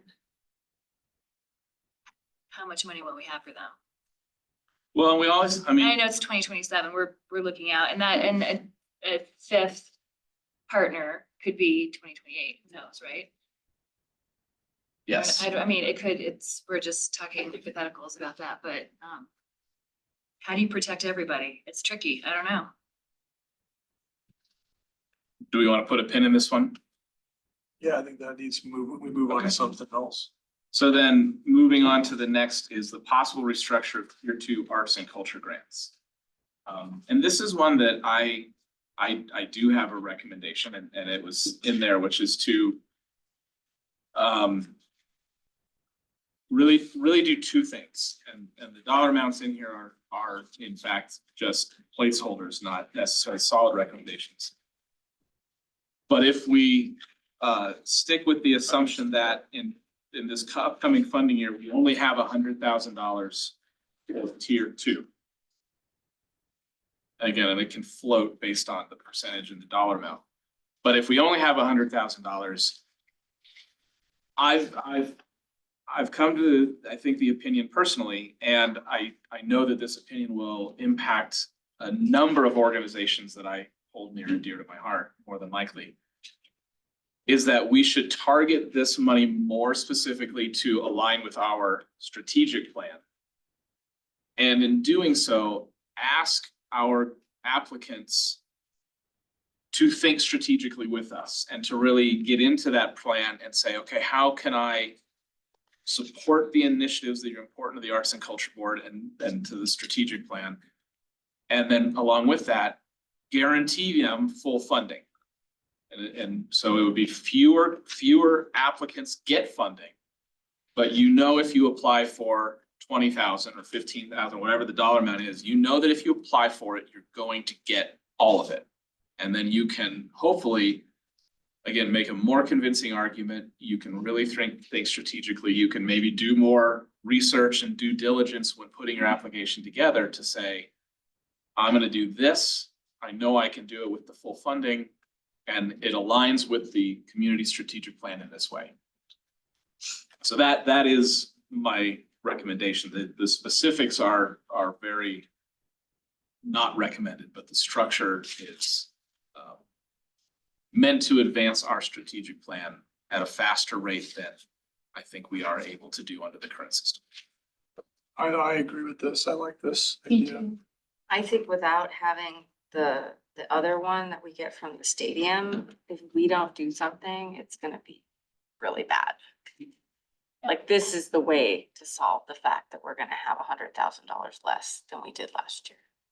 Well, and I think logistically, it also helps with the process as a whole, where like, I think a lot of what's difficult about figuring out who gets what money is not understanding the strategy behind it. And just being like, oh, this is what they do. That's so great. We want to support that. But like not really having a direction. I think this puts a lot more direction into the whole process. So I agree. Would people apply specifically for the 500, for the 5,000, for the 20? Would that be very transparent? That was a question I had I think, yes, I think you have your target goal. What I don't know is if you're allowed to, I don't know if we would be allowed to bump someone down, because that sort of defeats the purpose of full grant funding. Mhm. Or if we would allow people to, submit second try grants. I think in my head, it's just you pick your category and you go with it. And what if the category is each represented by a narrow range? So we've still got some leeway and maybe putting a grant here instead of over here, instead of you can get 24, you can get 5, or you can get 5. I know those are just hypothetical numbers, but so it narrows it down, but it keeps a little flexibility in there too for us as we're looking at applicants. It's just a thought that sprang to my head when you're talking about these kind of rigid numbers. What if someone applies for 24 and they really only need 15, that kind of thing? I mean, I think, I guess. I hadn't thought of that. I don't know. I think that we would have to allow at least a little bit of flexibility or set the ranges at the lowest level that we think we'd fund. That way, if we get less money, they don't get less money. You know, if our promise is you apply for 15, we would get that 15. It may be that, and this isn't answering your question exactly, but it may be that if we end up getting lots of extra revenue, we have enough to award an extra $1,000 grant or an extra $5,000 grant. Or we move that money into tier 4, which would be an off-cycle grant or something else. But I think from what we've seen from the applicants come in, there's not gonna be it may require them to, again, be more strategic in what they ask for. If they ask for 20 and their application is really solid for 15 and then it's making up the rest to get there, I hope we would be able to see that. And then the other process that I asked for in the document was, we look at everything in June. And if we see fluff, if we see something that's not clear, we have an opportunity to go back before we vote in July and say, I need you to explain this. And SCFD follows that process, which is, it gives the organizations a chance to clarify, to answer questions, to be more articulate before so maybe that's part of the solution, but it's a good question. I don't know. Yeah, no, that's fine. I was just in thinking of what everyone else is saying. There's gonna be less money. So the belt tightening, I think, is very smart. I think it'll make all of our jobs streamlined and more Much efficient easier. to have 3 categories to work with, hypothetically 3, maybe 4, maybe whatever it ends up being. But I was just wanting to make sure that we had built in, if we're gonna propose to council a new system of doing this or a slightly tweaked system of doing this, that we've still got some of our leeway. Cause I think the subjectivity and the conversation that goes on in our July meeting is valuable too. But we could probably half the number of conversations we have at that meeting with something like this, which I think is valuable too. Not just to save ourselves time and effort, but just for not that the process has been bad, but it's a little all over the map at this point, which is fine. We're capable of dealing with it. I think we've done good work with it for sure, but yeah, I think narrowing it down into some categories like this is a great idea. I mean, I think like the stadium funding the youth programs, we haven't really had to consider the youth. Yeah. programs For 2 years. Yeah. And I don't know if it's not just a monetary thing, but it's thematic, like one for youth programming, one for blah, blah, blah, like, because there's gonna be a lot. And to that point, I think that I don't know that we're prepared to do it in time for this cycle. Maybe we could tackle it in January. But if we look at our strategic plan, and I'm just gonna throw out an example. If we look at our strategic plan and decide that some of the goals we want to work on is to enhance the Littleton Boulevard corridor, we can prioritize grants that cycle that look to the Littleton Boulevard corridor. We can enhance youth programming. We can direct it year to year based on how we're moving through that strategic plan with broader themes. And it doesn't mean you have to go for those themes, but those themes might get a higher consideration. Yeah. So that may touch on the theme, but it also gives us ability to really if we wanna populate art deserts. So if that's what you're gonna do, your application may be considered higher. I like that a lot. Well, and I think, Tim, it was interesting when you said, what if somebody just wants $15,000? I mean, I think that that's a really good question. It could be, 3 to 5 grants up to $24,000. So somebody's like, oh, I have $12,000 grant I want. Where do I put it? I don't need 24. Let's write it for 12. If we have that built in, and then we could also, it's just an idea, but I think that you're right. Somebody might say, I don't need $24,000. I only need $15,000. And Let them write the grant for $15,000 up to that amount. So that way you have that flexibility, and it might build in some money for other places, or it might give us that cushion that we need when we don't get the money that we're hoping for. Yeah. Right. I was gonna say the up to language even almost solves a lot of problems just by saying that. Cause I was thinking giving it a range, but I love the up to. Yeah, that's a good. I think the up to is really, really smart. Yeah. I have a question, on thoughts about using the strategic plan, pardon me, year to year to sort of decide what preference you're gonna give. Would that be communicated in the grant applications? Because then, I think it would have to be. yeah. Yeah. Yeah, good. That'd be great because, if we're talking about art deserts, that may drive behavior of applicants toward those goals. I mean, I guess that's the whole point, but. And I do think, yeah, it has the ability of pushing all of these applicants into our strategic plan so that they get to know it, they get to understand it, and hopefully incorporate it into what they do, irregardless of the funding part. But I mean, you're talking thematically across the entire tier two, like, I was thinking thematically, like, we award 3 grants to, one is educational, one is desert, one is whatever. And then in the next tier, we award so that it's Yes. kind of, because not everyone has a desert, not everyone, whatever their organization is, isn't gonna support that. I don't know. I was thinking it less thematically across the whole grant, but more within each level. I think we would have that flexibility year to year to make those choices. It's so hard. We just need more money. Well, yeah, Gotta get that those solves people. everything, but Acknowledge their KTT Airbnb. Serious. They're not getting. Yeah. We need to make them. Question for you, Tim, on that. How do we So, enforce? one of the questions I had was, is there a map or is there anything in place that you, I was just curious if anybody. There's a list that finance has, and economic development also. I'm not sure which department created it, but it's in those 2 departments that has the list of the registered, like Airbnbs and Verbos and that sort of thing, those short-term rentals. There, as far as I know, there is not any kind of mechanism in place to go out and enforce it. It is, I think it's largely, it's on the honor system that they submit. It isn't probably like the hotels are, which have a more rigid tracking system. I know that is one thing that the finance director has been talking about. Is there a way to be more drill down on that and have more information about what exactly is happening? in some of those areas. And this might be like one popular opinion, but it's kind of come out hot. I was just looking at the art database. I love how you pan around the city and go, oh, wow, that's that piece of art right there. Dang. I like to be able to pan around and go, oh, that house is an Airbnb. Oh, that house is not an Airbnb. It is definitely Airbnb.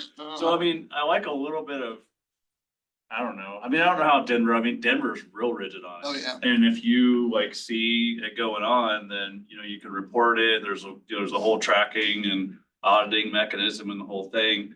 But I was envisioning something along those lines, like, yeah, if the city's released you want to have somebody come visit, here's our Airbnb database. I don't think we have anything like that on Visit Littleton yet, and to be fair, there have definitely been 2 schools of thought on council about, how to handle that, whether to be aggressive with it or whether to be more passive with it.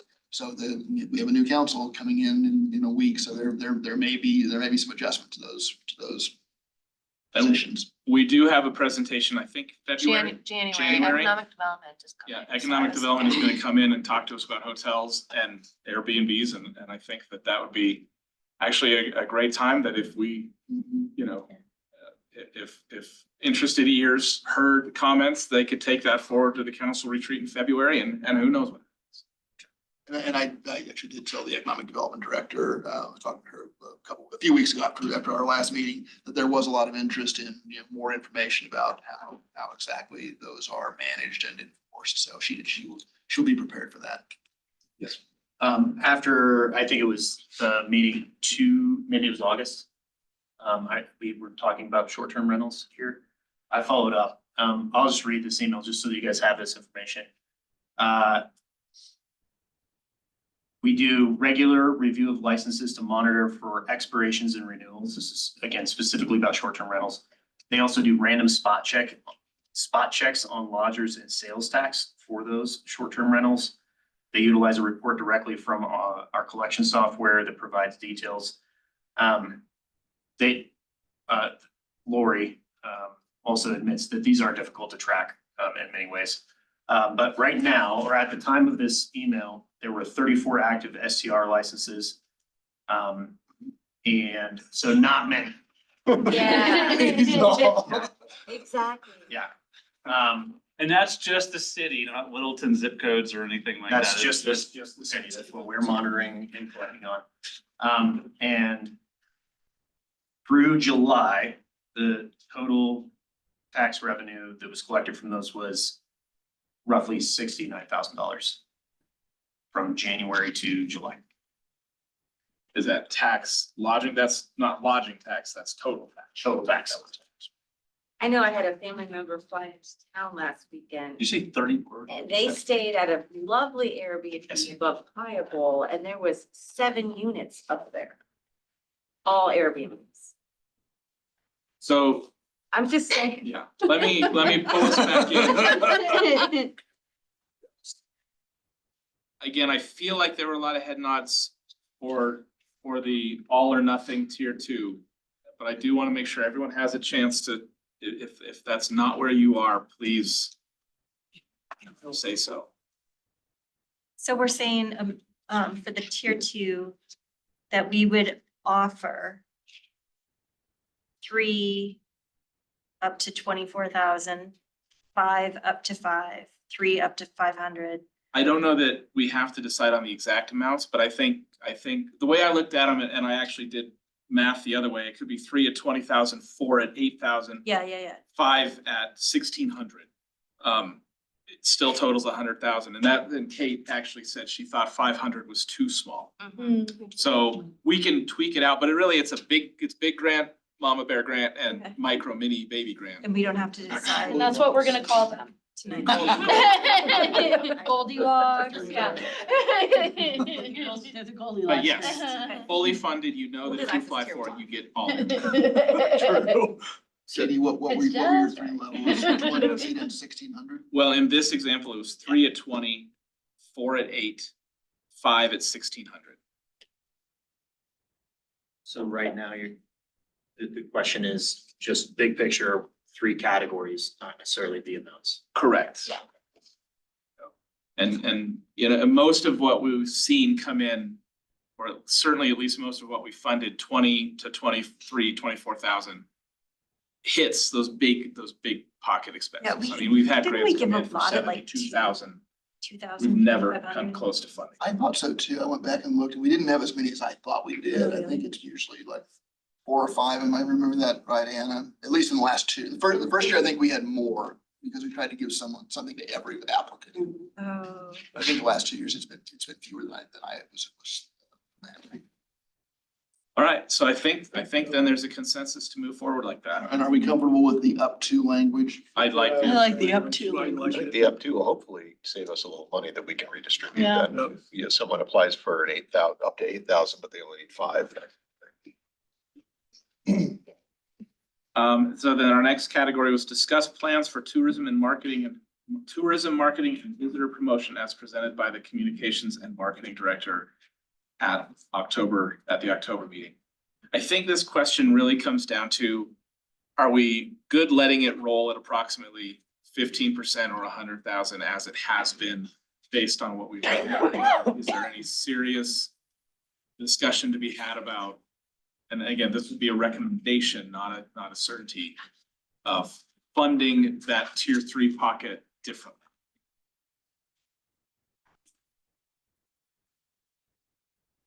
I wasn't here, so. No, it felt like they supported what we were giving them. Felt like they were making good choices, making good use of money. Did we have something in our language about I know it's tourism, but do we want tourism like focused on arts and culture? Or are we fine with just any tourism, like market for tourism? I think the ballot language is just tourism marketing, so very broad. Yeah. I would still like to see them focusing more on getting Yeah. beds and beds. I was not completely satisfied, quite honestly. The numbers looked great, but I have a marketing background and you can make numbers look really, really good. And I was kind of digging into them a little bit later. I just don't feel like the emphasis is getting people into rooms to support the lodger's tax. I think that there's a lot of things going on. I think they're doing great things. I love their Instagram feed. I mean, I follow them. I think they're doing a really good job. I would like to see them focusing more on getting tourism from outside into our city and staying here. Because right now we're focusing on getting people in from Inglewood, Centennial, Lakewood, Highlands Ranch. They're not going to come spend the night here. They don't have a need to spend the night here. But I see tourism all the time for Cheyenne, for Albuquerque, targeting Littleton. Because they know if we go there, we have to stay there. So I think that we have some opportunities. I think they're doing a great job with what they have. I really do. But I think that we could use some of those dollars focused in a better way to help the lodger's tax. So I think that maybe we make some recommendations that they try to focus more on supporting the hotels and getting people in them and reaching farther out with their marketing plans than just staying in the Denver metro area. That's just my thoughts. So I think we can do that. I think we can let the percentage dollar amount ride, which is what most of the head nods I was seeing was. But I do agree. I think we need to encourage either through questions or through language when we ask for applications. The lodger's tax was a deal, if you will, with the hotels, that if they are taxed more, they would see a benefit through that. And I know that, and I've talked to a couple of the managers and owners, talked to two, one is a manager, I think one's an owner, that have had some frustration. It's like, we are funding the arts and culture and we're not getting anything back, which is, as it relates to Visit Littleton, out of our control. But we can lean on and apply some pressure that states we'd like that we think that Visit Littleton, if it's gonna be 150% about people who live in Inglewood and Lakewood and having them come and dine here, that's great, but it shouldn't be funded 100% for the lodger's tax. It should be offset with other things, and lodger's tax money should go towards helping get heads of things. I wonder, Anna, whether we could make some adjustments to the language on the tier 3 application that more specifically asks them how they're going to use the money for, this is not the right word, non-local marketing or distance marketing.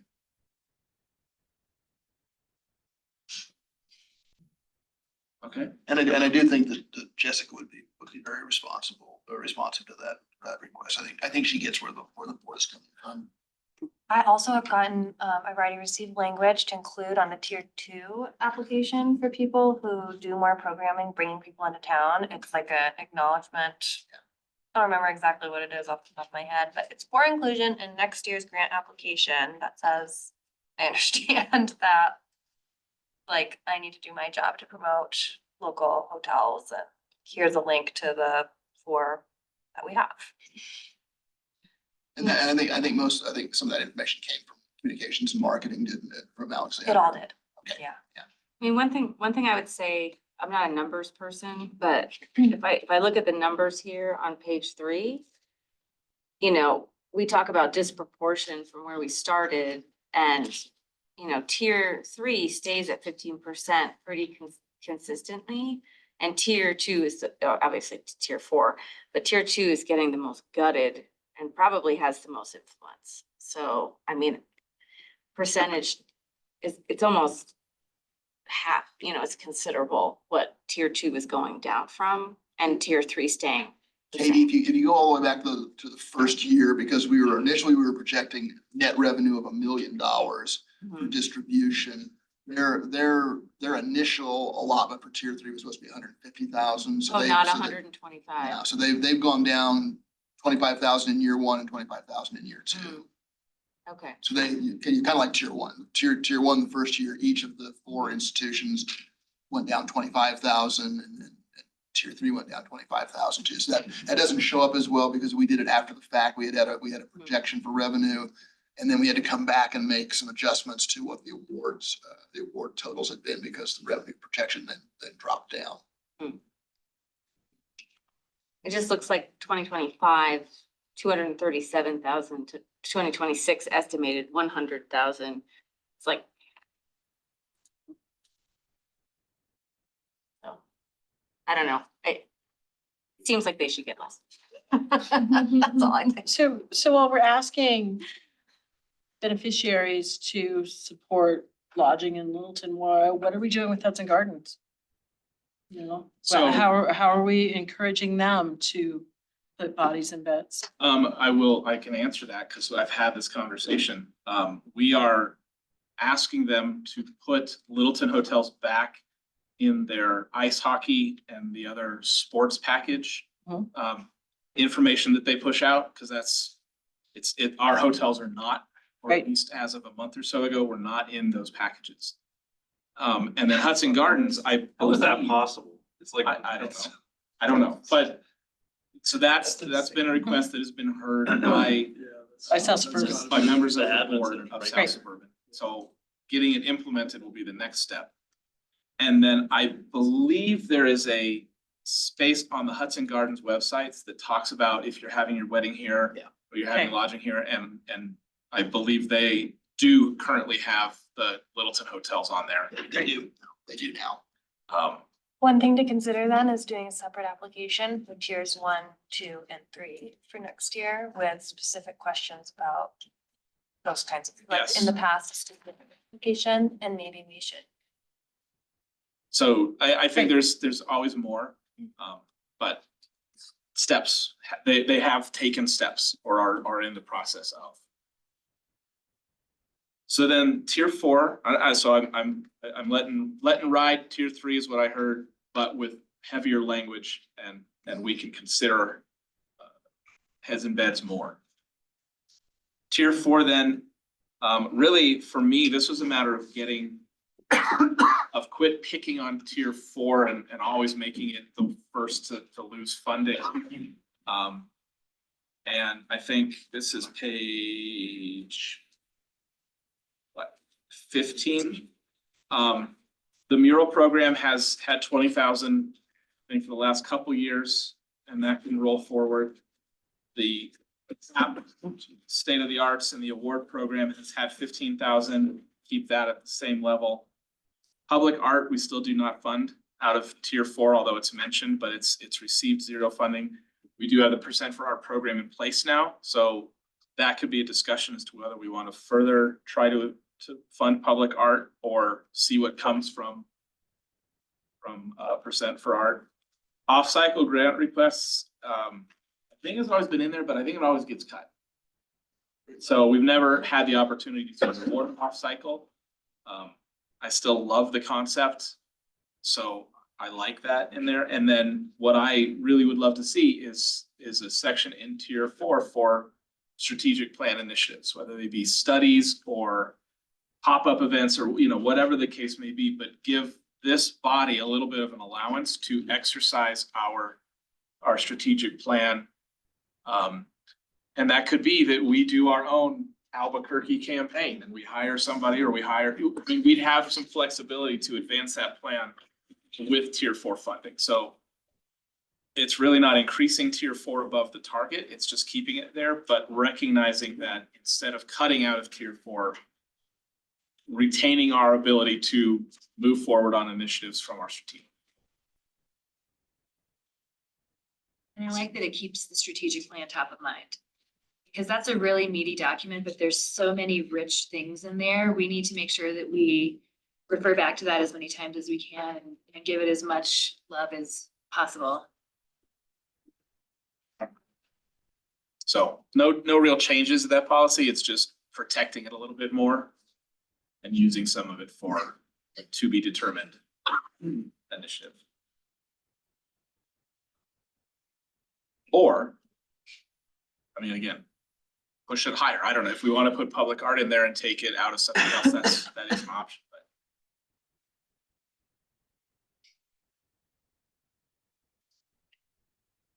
I think it will be interesting to see what the percent program generates in this first year, and that we won't have those numbers for a year. But I do think, but we'll have estimates as we go through the projects, so it may be one where we want to have kind of a holding pattern on tier 4 for this year. sort of see what that generates. Is that As it relates to public art. correct? Yeah, it's fair. So I think that's direction. Anna, I wanted to give you a chance to weigh in on all of this because you're sort of frontline, particularly with the tier 2 organizations. And they're gonna call you, not us.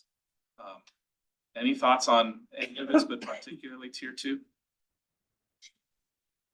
I support the idea of the tiered dollar amount applications. I think my concern is that I think it's good to be upfront and transparent with those levels, but people might also see it and say, oh, I have a $5,000 project, but I could ask for a 20,000. And then you'd get top loaded with a lot of those. So I think, as always, there's a little bit of concern with like the self-selecting part of that. But it's just something I think that we need to like prepare for on our end and have systems in place to like evaluate.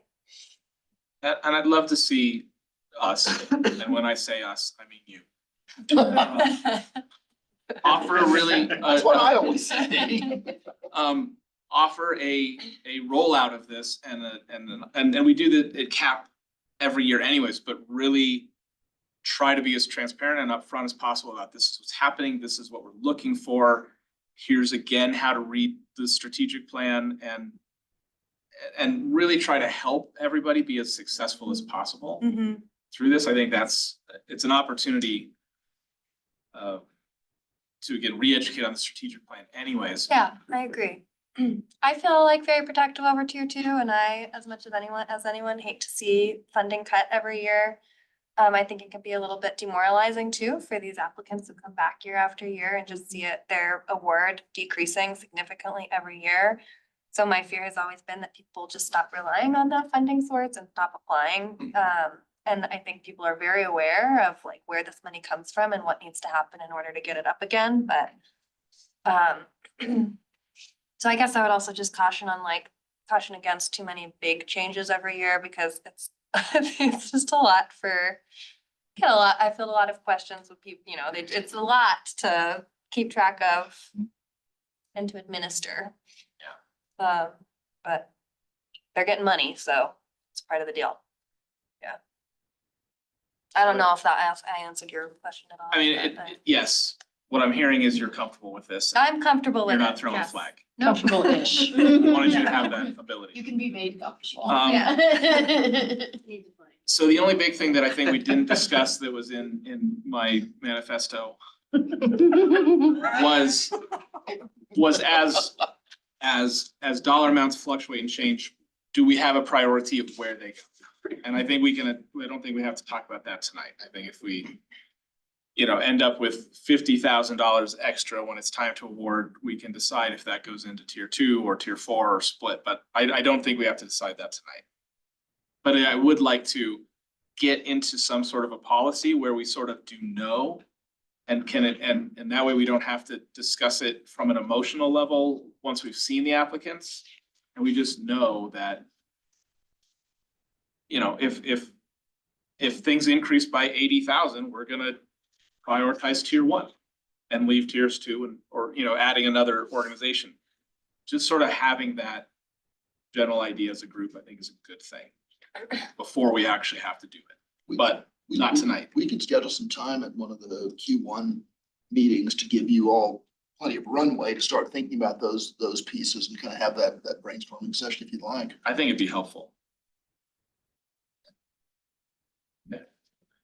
Anything else, Anna, Tim, Dennis, that we need to answer? We got good direction, so we will work on on getting this pulled together with the changes that you all have approved. I don't know that I see anything here that I would consider to be such a radical change that would have to go for a study session. But I'll write up a draft and I will work on putting a draft together and getting it back out to you. I mean, unless someone sees something really that we all missed, I don't know that we need a December meeting. It'll be more like going out to you. Can you send back, you reviewed it, you're comfortable with it?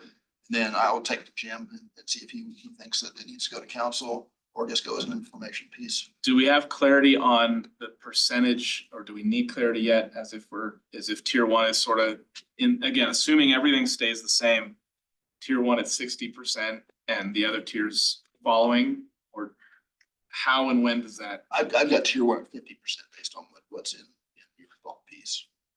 which I like, but that would be the change, because all things considered, that takes the organizations from 100 down to 80. In So- 2027, unless revenue goes up. Yeah, so is that a council noteworthy thing? I think that'll be Jim's call. I think we got direction from council at both the last two study sessions that they expected the board to do a thorough deep dive on this policy and really take a look at it. If Jim feels like we need a study session, then obviously we'll put one on the calendar, but I mean, I think at this point, it's more, I think we've done the deep dive, and I think there have been substantive changes. I just don't know. It isn't radically reworking the policy. It's making adjustments, some significant, but it's making adjustments to how the current policy is structured and is administered more than anything, I think. That makes sense. It makes sense to me. I would say everybody check out library books and get overdue fines, but they don't do that. Yeah, we're not, like you said, we're not adding a tier. We're not recommending adding someone new to tier one or pulling somebody out of tier one right now. That may come next year's cycle, but I think I feel like this is probably slides into the information stage, probably more so.